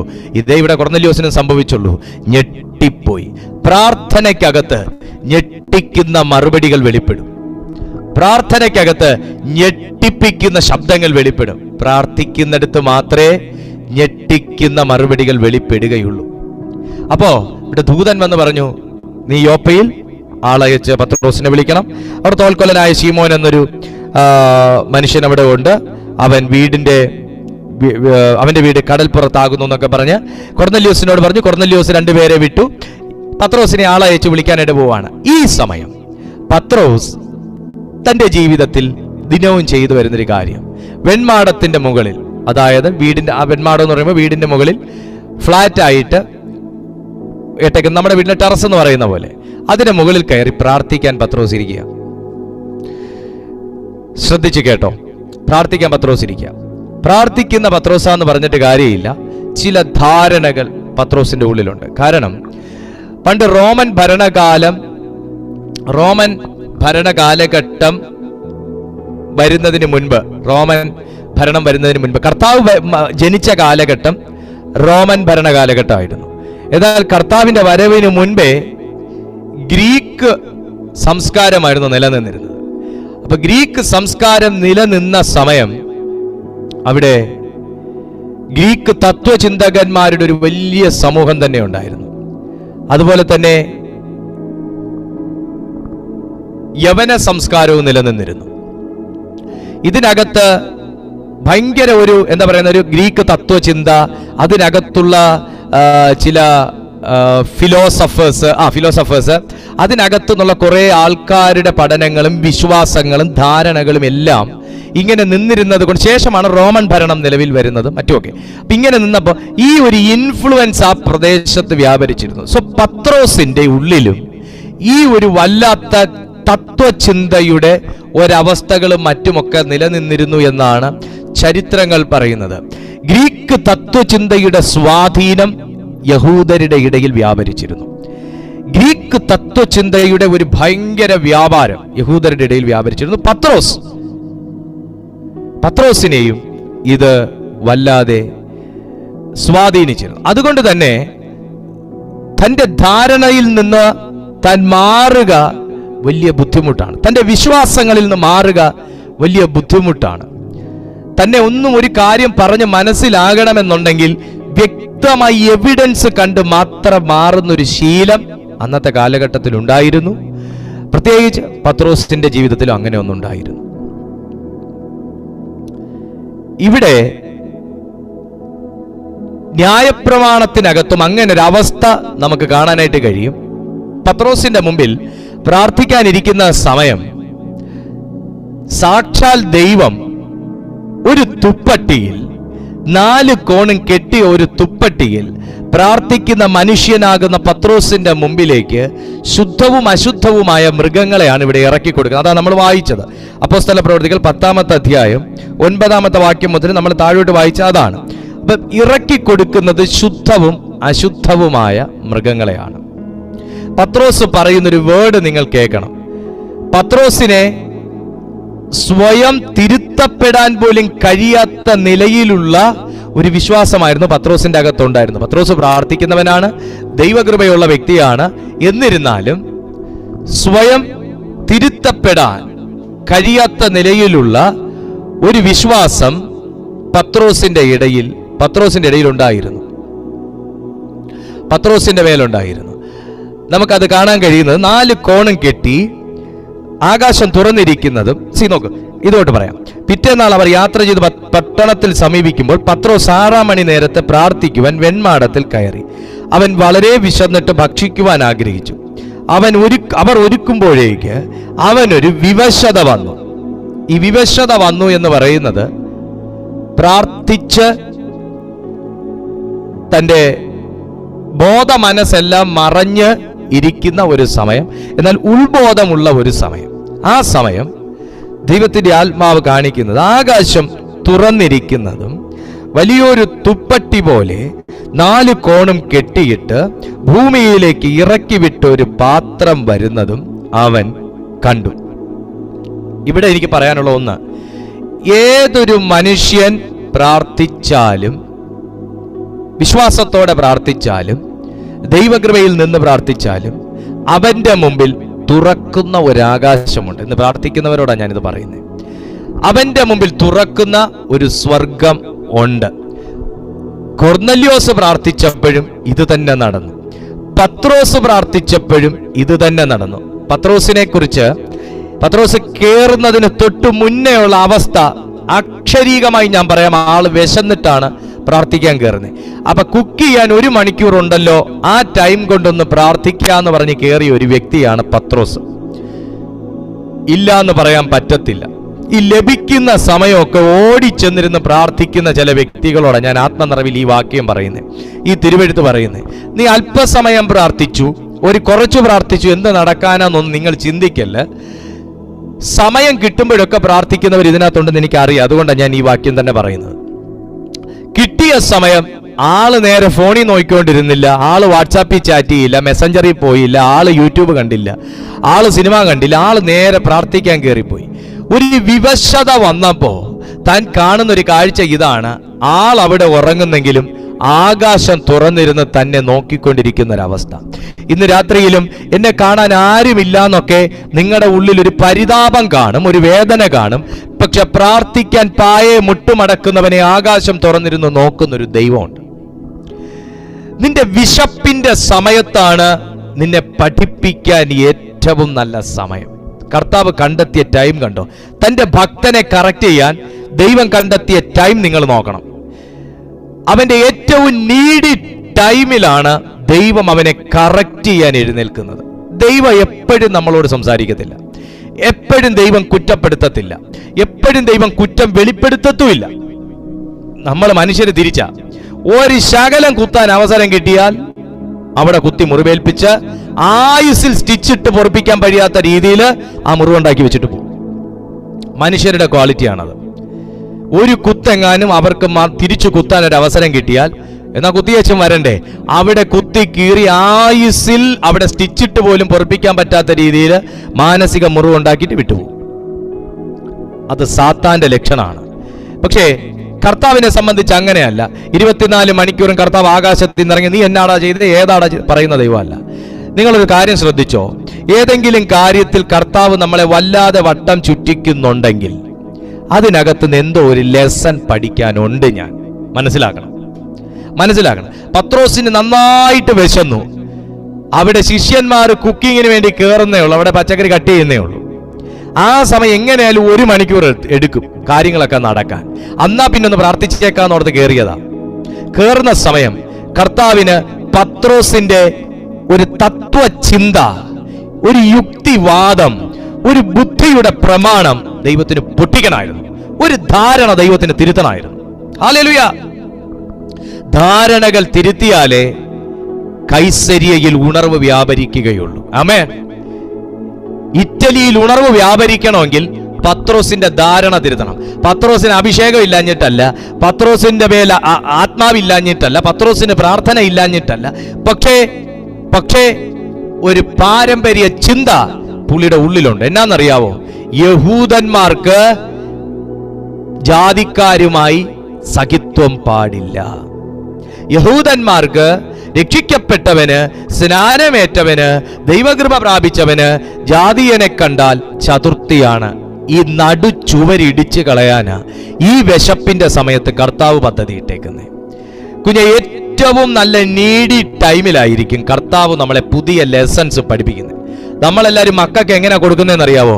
വയറ് നിറയെ ഫുഡ് കൊടുത്തിട്ട് പിടിച്ച് പഠിപ്പിക്കായിരുന്നു. തൽഫലമായി എന്ത് സംഭവിക്കുന്നു? പിള്ളേർ ഉറങ്ങി വീഴും, നമ്മൾ പഠിപ്പിച്ചുകൊണ്ടിരിക്കും. എന്നാൽ കർത്താവ് തിരിച്ച ബുദ്ധിയുണ്ട്. എന്നാന്നറിയാവോ? നല്ല വിശന്ന വയറോടെ പഠിപ്പിക്കാനിരുത്തത്തുള്ളൂ. നീ ഉറങ്ങിക്കോടാന്ന് പറഞ്ഞാലും വിശപ്പ് കൊണ്ട് അവൻ ഉറങ്ങൂല. ആമേൻ. വിശപ്പ് കൊണ്ട് അവൻ ഉറങ്ങൂല. അതുകൊണ്ട് വിശപ്പിൽ പ്രാർത്ഥിക്കാനിരുന്നവനെ കർത്താവ് പുതിയ പാഠം പഠിപ്പിക്കാൻ തീരുമാനിച്ചു. ഇന്ന് രാത്രിയിലും ഞാൻ ആത്മനിറവോടെ പറയട്ടെ, കർത്താവ് നിന്നെ സ്നേഹിക്കുന്നത് കൊണ്ടാ പുതിയ ചില കാര്യങ്ങൾ പഠിപ്പിക്കുന്നത്.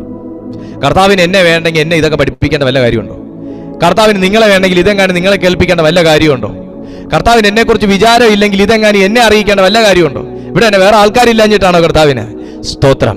പക്ഷേ പത്രോസിന്റെ വെൺമാടത്തിന്മേൽ സ്വർഗം തുറന്നു. Glory to Jesus. പ്രാർത്ഥിക്കുന്നവന്റെ മുമ്പിൽ തുറക്കുന്ന ആകാശമുണ്ട്. പ്രാർത്ഥിക്കുന്നവന്റെ മുമ്പിൽ തുറക്കുന്ന വാതിലുകളുണ്ട്.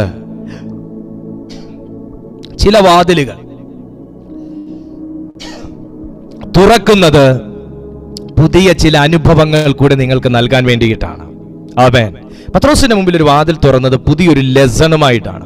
ഒരു തുപ്പട്ടി, ഒരു പാത്രം, 4 വശവും കെട്ടി, അതിൽ ശുദ്ധവും അശുദ്ധവുമായ മൃഗങ്ങൾ, പന്നി ഉൾപ്പെടെയുള്ള മൃഗങ്ങൾ അതിനകത്തുണ്ടാവും. ഇറക്കി കൊടുത്തപ്പോൾ ആദ്യം പത്രോസ് ബുദ്ധിയിൽ നിന്ന് സംസാരിച്ചു, നിഷിദ്ധം കർത്താവേ, നിന്റെ സെലക്ഷൻ തെറ്റിയോ? ഞാൻ ഇന്ന് വരെ അശുദ്ധമായതൊന്നും കഴിച്ചിട്ടില്ല എന്ന് അങ്ങ് അറിയുന്നില്ലേ? 1-ാം വട്ടം ഇറങ്ങി. ശരി, വേണ്ടെന്ന് പറഞ്ഞപ്പോ കയറിപ്പോയി. 2-ാം വട്ടം വീണ്ടും പ്രാർത്ഥിക്കുന്നു, വീണ്ടും ഇറക്കി കൊടുക്കുന്നു. അതേ മൃഗങ്ങൾക്കൊന്നും വ്യത്യാസമില്ല. പറയുന്നു, കർത്താവേ, ഞാൻ ഇന്നയോളം അറക്കപ്പെട്ടതൊന്നും ഞാൻ കഴിച്ചിട്ടില്ല, മേലിൽ കഴിക്കത്തുമില്ല, അശുദ്ധമാകാൻ എനിക്ക് ഉദ്ദേശവും ഇല്ല. കയറിപ്പോയി. 3-ാം വട്ടവും ദുപ്പട്ടിയിലൂടെ താഴേക്ക് ദൈവം ഇറക്കി കൊടുത്തു. പ്രാർത്ഥിക്കുന്ന മനുഷ്യന്, ദർശനം കാണുന്ന മനുഷ്യന്, വ്യാഖ്യാനിക്കുന്ന മനുഷ്യന്, പ്രവചിക്കുന്ന മനുഷ്യന് എന്തേ ദൈവം 3 വട്ടം ഒരേ കാര്യം ആവർത്തിച്ചിട്ടും അതിന്റെ ദൂത് പിടിക്കാൻ കഴിഞ്ഞില്ല? അപ്പൊ ഇനിയും നിന്നിൽ തുറക്കാനുള്ള ആത്മീയ കവാടങ്ങളില്ലേ സുഹൃത്തെ? ഇനിയും നിങ്ങൾക്ക് തുറന്നു കിട്ടാനുള്ള ആത്മീയ കണ്ണുകളില്ലേ സുഹൃത്തെ? ഇനിയും എനിക്കും നിങ്ങൾക്കുമൊക്കെ തുറന്നു കിട്ടാനുള്ള എത്രയോ ആത്മീയ വാതിലുകളുണ്ട് സുഹൃത്തെ. നമ്മളാരും പൂർണ്ണരല്ല. 3 വട്ടവും പത്രോസിന്റെ റിജക്ഷൻ നിമിത്തം ദുപ്പട്ടി മോളിലോട്ട് കയറിപ്പോയെങ്കിലും 3 വട്ടവും ദൈവത്തിന് പത്രോസിനോട് അരുളപ്പാട് അറിയിക്കാനുള്ളതിൽ നിന്ന് ദൈവം വ്യതിചലിക്കുന്നില്ല. പലവട്ടവും കർത്താവ് എന്തൊക്കെയോ നിങ്ങളോട് സംസാരിക്കാൻ നിങ്ങളുടെ ചാരെ വന്നു. പലപ്പോഴും എന്തൊക്കെയോ ദൈവത്തിന് നിങ്ങളോട് അറിയിക്കാനുണ്ടായിരുന്നു. ഏതൊക്കെയോ സന്ദേശങ്ങളിലൂടെ എന്തൊക്കെ അറിയിക്കാനുണ്ടായിരുന്നു. നിങ്ങൾ ആ സന്ദേശങ്ങൾ റിജക്റ്റ് ചെയ്ത് മാറ്റി. നിങ്ങൾ ആ സന്ദേശങ്ങൾ പകുതി കേട്ട് സ്ക്രോൾ ചെയ്ത് പോയി. അതിനകത്ത് ദൈവം നിനക്ക് വേണ്ടി നിക്ഷേപിച്ച സന്ദേശത്തെ നീ പിടിച്ചില്ല. ഏതൊക്കെയോ ആലോചനകളിലൂടെ ദൈവം ചിലതൊക്കെ നിങ്ങളോട് അറിയിച്ചു. പക്ഷെ പലതും നിങ്ങൾ റിജക്റ്റ് ചെയ്തു. നിങ്ങളുടെ മൈൻഡ് റിജക്റ്റ് ചെയ്തു. നിങ്ങൾക്ക് അതിനോടൊരു ഡിസയർ ഇല്ലായിരുന്നു. അതുകൊണ്ട് അതും കയറിപ്പോയി, മാറിപ്പോയി. പലപ്പോഴും ഏതൊക്കെയോ വാക്യങ്ങളിലൂടെ ദൈവത്തിന് നിങ്ങളോട് സംസാരിക്കണമെന്നുണ്ടായിരുന്നു, അരുളപ്പാട് അറിയിക്കണമെന്നുണ്ടായിരുന്നു, തെറ്റുകൾ തിരുത്തണമെന്നുണ്ടായിരുന്നു. പക്ഷെ എൻ്റെ റിജക്ഷൻസ്, എൻ്റെ നെഗ്ലിജൻസ് നിമിത്തം, എൻ്റെ താല്പര്യമില്ലായ്മ നിമിത്തം അത് മാറിപ്പോയി. പക്ഷെ 3-ാം വട്ടം വരുന്നതൊരു ശബ്ദത്തോടെയാണ്. 3 വട്ടം ഇറക്കിക്കൊടുത്തു, 2 വട്ടം ഇറക്കിക്കൊടുത്തു. 3-ാം വട്ടം തുപ്പട്ടി ഇറങ്ങുന്നത് ഒരു ശബ്ദത്തോടെയാണ്. ഇന്ന് രാത്രിയിലും ആത്മാവ് ചിലരെ നോക്കി പറയുന്നു, കർത്താവിന് നിന്നോട് ചിലത് സംസാരിക്കാനുണ്ട്. ലിസൺ മീ, കർത്താവിന് നിന്നോട് ചിലത് സംസാരിക്കാനുണ്ട്. പീറ്റർ, ലിസൺ മീ, കർത്താവിന് നിന്നോട് ചിലത് സംസാരിക്കാനുണ്ട്. I know you are A minister, but you should listen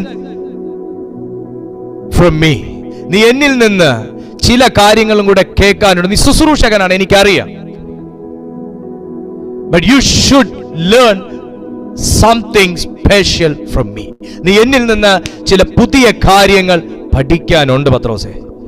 നീ നിഷിദ്ധമെന്ന് പറഞ്ഞല്ലോ. നീ ഈ ദുപ്പട്ടിക്കകത്ത് കണ്ടതിന് നീ എന്ത് വെളിപ്പാടാ കണ്ടേ? അത് ശുദ്ധവും അശുദ്ധവുമായ മൃഗം. എടാ, അത് യഹൂദ ജനമാ. നീ പറഞ്ഞല്ലോ അതിനകത്ത് യഹൂദനും ഉണ്ട്, അതിനകത്ത് ജാതിക്കാരും ഉണ്ട്. കർത്താവേ, യഹൂദനും ജാതിക്കാരും തമ്മിൽ സമ്പർക്കം പാടില്ല. മോശ പറഞ്ഞിട്ടുണ്ട്, ന്യായപ്രമാണത്തിൽ പറഞ്ഞു ഞാൻ നിന്നെ പുതിയൊരു പാഠം പഠിപ്പിക്കാനായി ഇന്ന് വന്നേക്കുന്നേ. സഹോദരങ്ങളെ, യേശു വരുന്നത് വരെ വേർപാടിന്റെ ഒരു നടിച്ചുവർ ഉണ്ടായിരുന്നു എനിക്കും എൻ്റെ ദൈവത്തിനും മധ്യേ.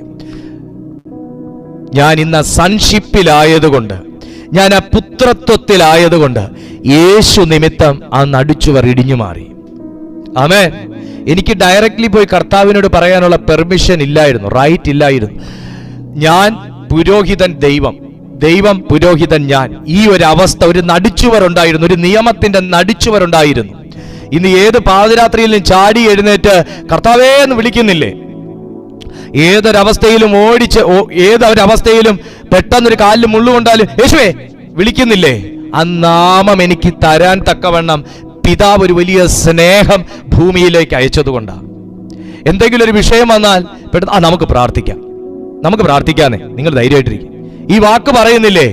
ഈ കോൺഫിഡൻസ് വന്നതേ യേശു നിന്നതുകൊണ്ടാണ്, യേശു വന്നതുകൊണ്ടാണ്.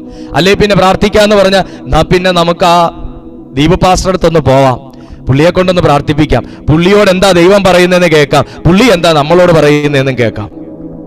ഇതായിരുന്ന അവസ്ഥ. എപ്പോഴും നിങ്ങൾക്കൊരു മീഡിയേറ്റർ വേണമായിരുന്നു.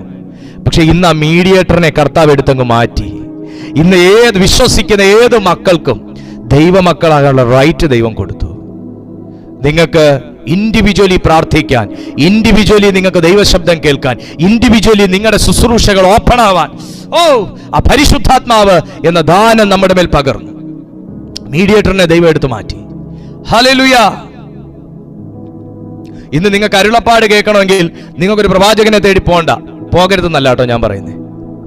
പോണ്ട, നിങ്ങൾക്ക് ഡയറക്ട്ലി ചോദിക്കാം. വേർപാടിന്റെ നടിച്ചുവർ ഇടിഞ്ഞു കഴിഞ്ഞു, വേർപാടിന്റെ നടിച്ചുവർ ഇടിഞ്ഞു കഴിഞ്ഞു.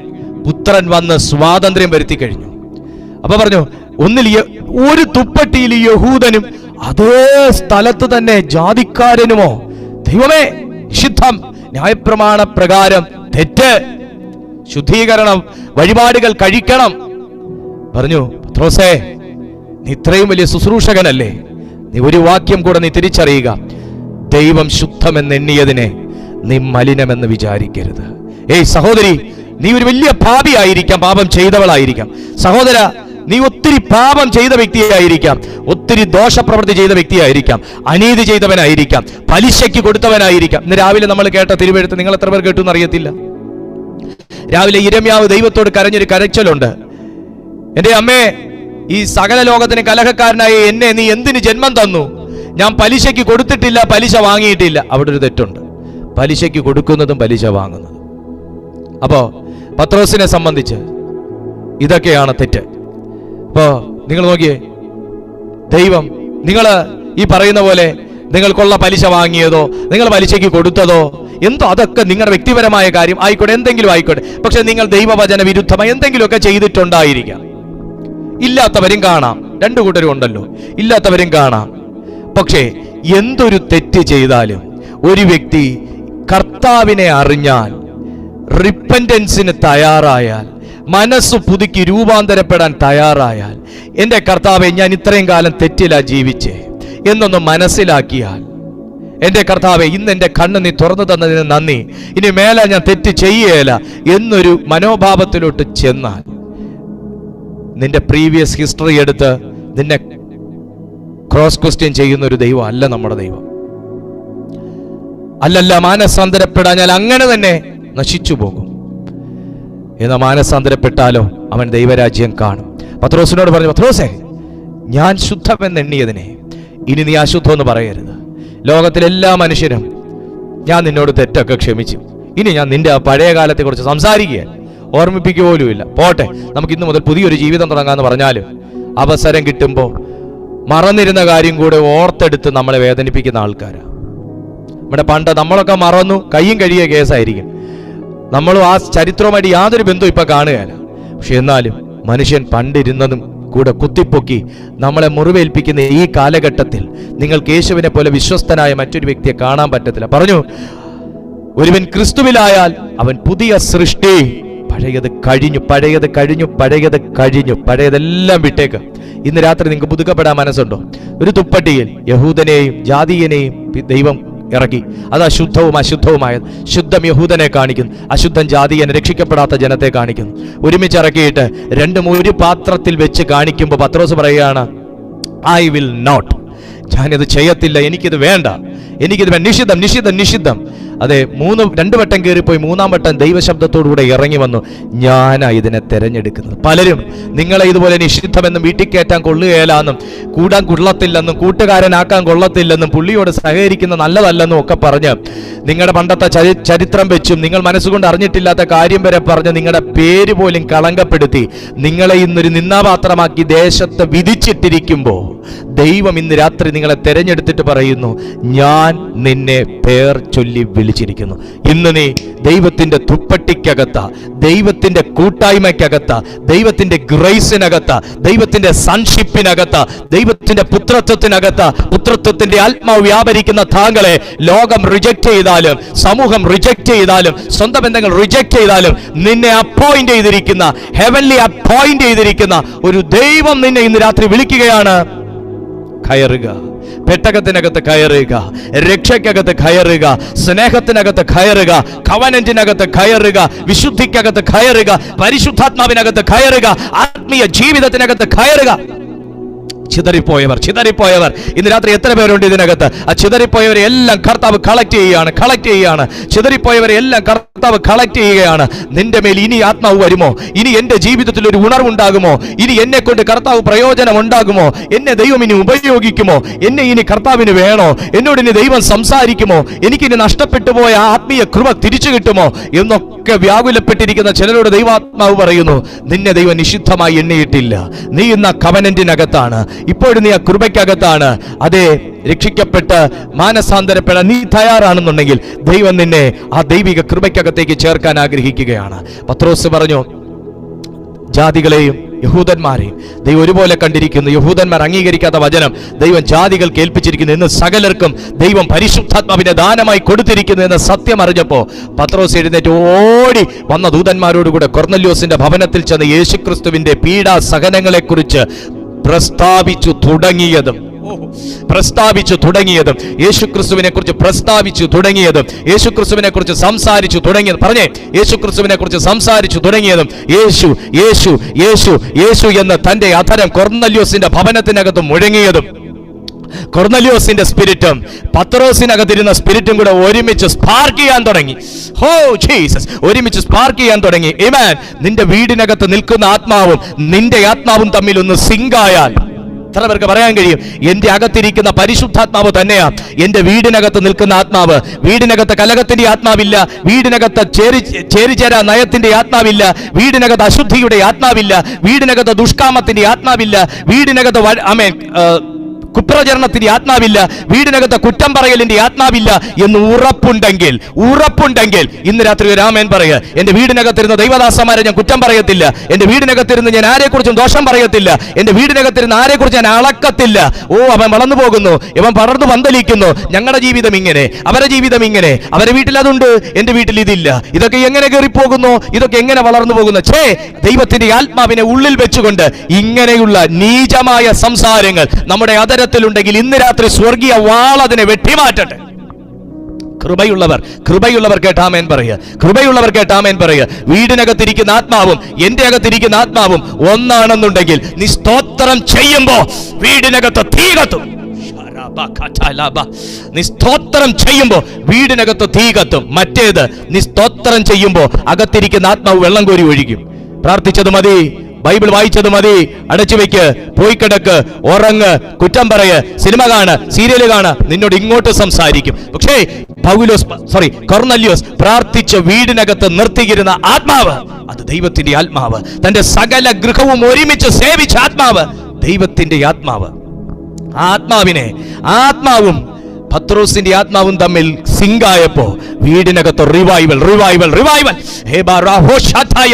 വീടിനകത്ത് റിവൈവൽ.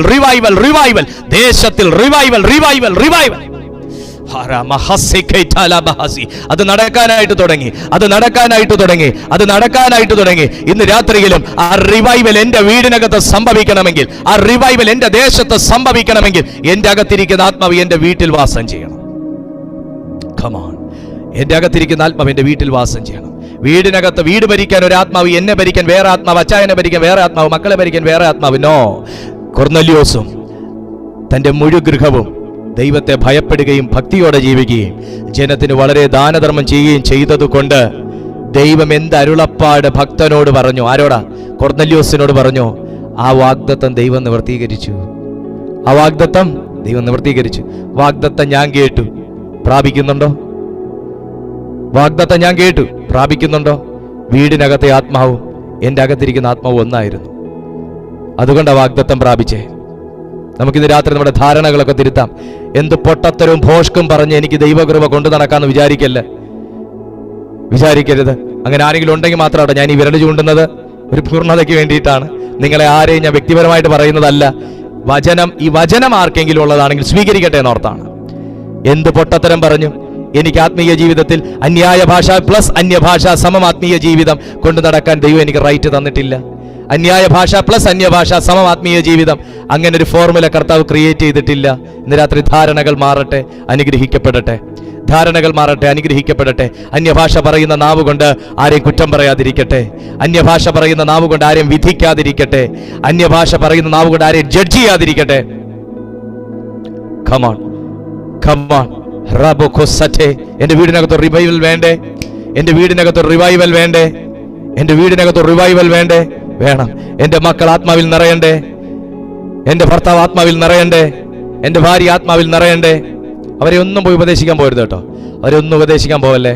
അവരെയൊക്കെ ഉപദേശിച്ചു കഴിഞ്ഞാൽ വീടിനകത്ത് കലഹത്തിൻ്റെ ആത്മാവായിരിക്കും. നീ വ്യക്തിപരമായി നീ യാഗം അർപ്പിക്കുക. നമ്മൾ ഉപദേശിക്കാൻ പോയാൽ നമ്മളെ കൂടെ അവർ ബ്രെയിൻ വാഷ് ചെയ്ത് കളയും. Glory to God. സോ നമുക്ക് ലഭിച്ച ദൈവകൃപയ്ക്കനുസരിച്ച് നമ്മൾ ആത്മാവിൽ കത്തുക. ഞാനിത് പറഞ്ഞുകൊണ്ടിരിക്കുമ്പോൾ തന്നെ ചില സാത്താനിക കോട്ടകൾ ചിലരുടെ ചിന്തകളിൽ നിന്ന് ഇടിയുകയാണെന്ന് പരിശുദ്ധാത്മാവിനോട് പറയുന്നു.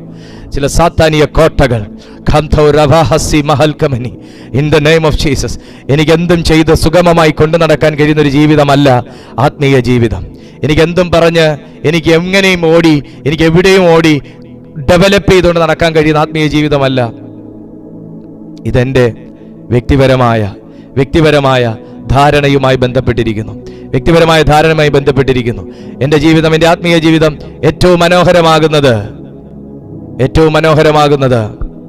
എൻ്റെ ധാരണകൾ കർത്താവിൻ്റെ ധാരണകളോട്, എൻ്റെ കോൺസെപ്റ്റ് ദൈവത്തിൻ്റെ കോൺസെപ്റ്റോടുകൂടെ, എൻ്റെ ഡിസയേഴ്സ് ദൈവത്തിൻ്റെ ഡിസയോടുകൂടെ, എൻ്റെ ആനന്ദം ദൈവത്തിൻ്റെ ആനന്ദത്തോടുകൂടെ ചേരുമ്പോഴാണ്. കമാൺ, എല്ലാ ദൈവമക്കൾക്കും നമുക്ക് ഒരുമിച്ച്, ഇൻക്ലൂഡിങ് മീ, ഒരുമിച്ച് ആ കർത്താവിൻ്റെ ദൈവകൃപയിലേക്ക് ശരണപ്പെടാം. ഇനിയും നമുക്ക് പുതിയതായിട്ട് കർത്താവിൻ്റെ ആത്മാവ് നമ്മളെ നിറയ്ക്കാൻ നമ്മുടെ ധാരണകൾ തടസ്സമാണെങ്കിൽ ഇന്ന് രാത്രി അത് മാറട്ടെ. ആ വീടിനകത്തൊരു വലിയ റിവൈവൽ നടന്നപ്പോൾ അതിനകത്ത് രക്ഷിക്കപ്പെട്ടവരുമുണ്ട്, രക്ഷിക്കപ്പെടാത്തവരുമുണ്ട്. അതിനകത്ത് യേശുവിനെ അറിഞ്ഞവരുമുണ്ട്, അറിയാത്തവരുമുണ്ട്. സകലരുടെ മേലും യേശു എന്ന് പറഞ്ഞതേ ഉള്ളൂ, യേശുവിൻ്റെ മേലേറ്റ് അടിപ്പിണർന്ന് പറഞ്ഞതേ ഉള്ളൂ. സൗഖ്യം വ്യാപരിക്കേണ്ട മേൽ സൗഖ്യം, പരിശുദ്ധാത്മാവ് വരേണ്ടവൻ്റെ മേൽ പരിശുദ്ധാത്മാവ്, തീ ഇറങ്ങേണ്ടവൻ്റെ മേൽ തീ. റിവൈവൽ നടന്നു എന്ന് പറഞ്ഞാൽ അതിനകത്ത് എല്ലാം ഉണ്ടെന്നുള്ളതാണ്. ഒരു ഫുൾ പാക്കേജ് ആയിരുന്നു അതിനകത്ത് സംഭവിച്ചത്. ഇന്ന് രാത്രിയിൽ നമ്മുടെ ഭവനത്തിനകത്ത് റിവൈവൽ നടന്നാൽ ഹസ്ബൻഡിനെ തൊടേണ്ടതും, അമ്മായിയമ്മയെ തൊടേണ്ടതും, അമ്മായിയച്ഛനെ തൊടേണ്ടതും, ഭർത്താവിനെ തൊടേണ്ടതും, ഭാര്യയെ തൊടേണ്ടതൊക്കെ നമ്മുടെ നാവിൻ്റെ സഹായം ഇല്ലാതെ കർത്താവ് ചെയ്യും. എല്ലാ ദൈവമക്കളും അതിനുവേണ്ടി ഒന്ന് പ്രാർത്ഥിച്ചേ. കർത്താവ് ചെയ്യും. എല്ലാവരും ഒന്ന് ആത്മാർത്ഥമായിട്ട് പ്രാർത്ഥിച്ചേ. എല്ലാവരും ഒന്ന് ആത്മാർത്ഥമായിട്ട് പ്രാർത്ഥിച്ചേ. ഇന്ന് രാത്രിയിൽ ഒരു റിവൈവൽ എൻ്റെ വീടിനകത്ത് ഉണ്ടാകണേ കർത്താവേ. ഒന്ന് പ്രാർത്ഥിച്ചേ ദൈവമക്കളെ. എൻ്റെ ധാരണകളെ തിരുത്തി എന്നെ അനുഗ്രഹിക്കാമെന്ന് പറഞ്ഞ ദൈവം, എൻ്റെ ധാരണകളെ തിരുത്തി എൻ്റെ ലൈഫ് ചേഞ്ച് ചെയ്യുന്ന കർത്താവ്, ആ ദൈവകരങ്ങളിലേക്ക് സമ്പൂർണ്ണമായി ഞാൻ എന്നെ ഏൽപ്പിക്കുന്നു എന്ന് പറയുന്നു.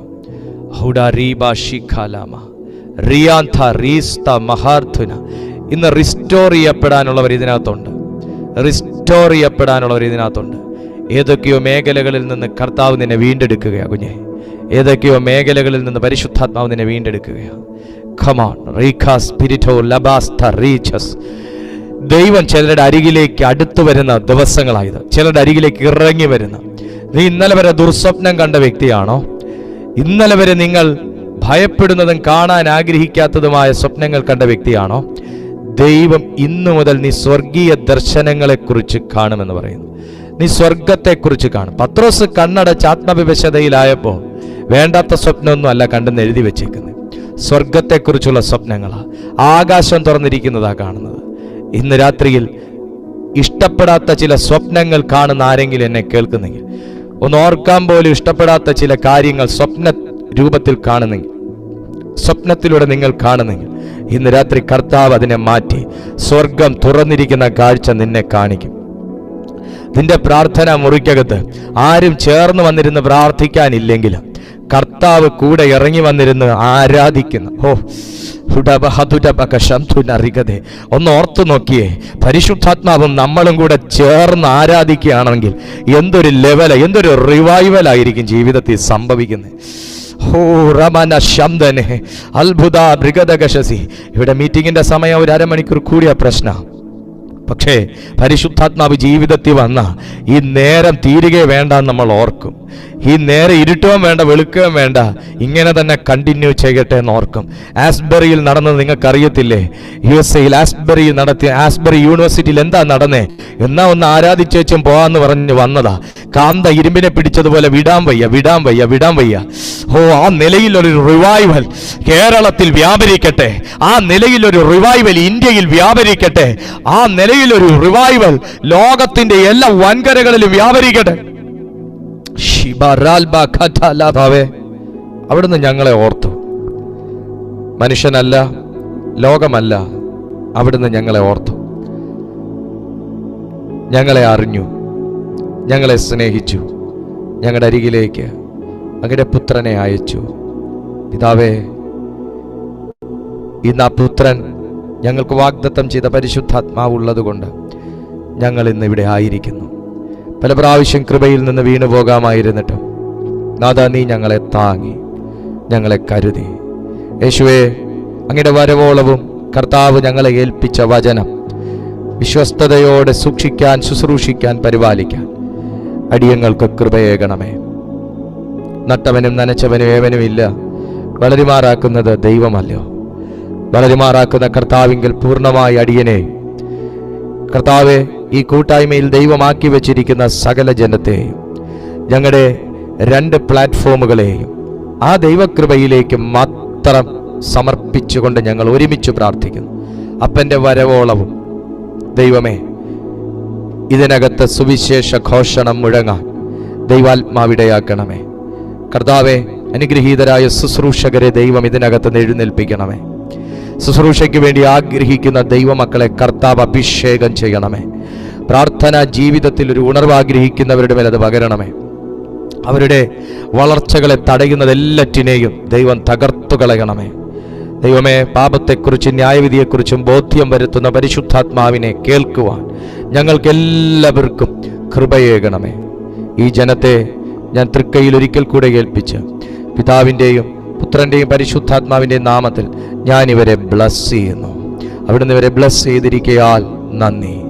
കർത്താവ് ഇന്ന് ഞങ്ങൾക്ക് തന്ന വചനത്തിനായും സ്തോത്രം. എല്ലാ മഹത്വവും അങ്ങേക്ക്, യേശുവിൻ നാമത്തിൽ തന്നെ. ആമേൻ.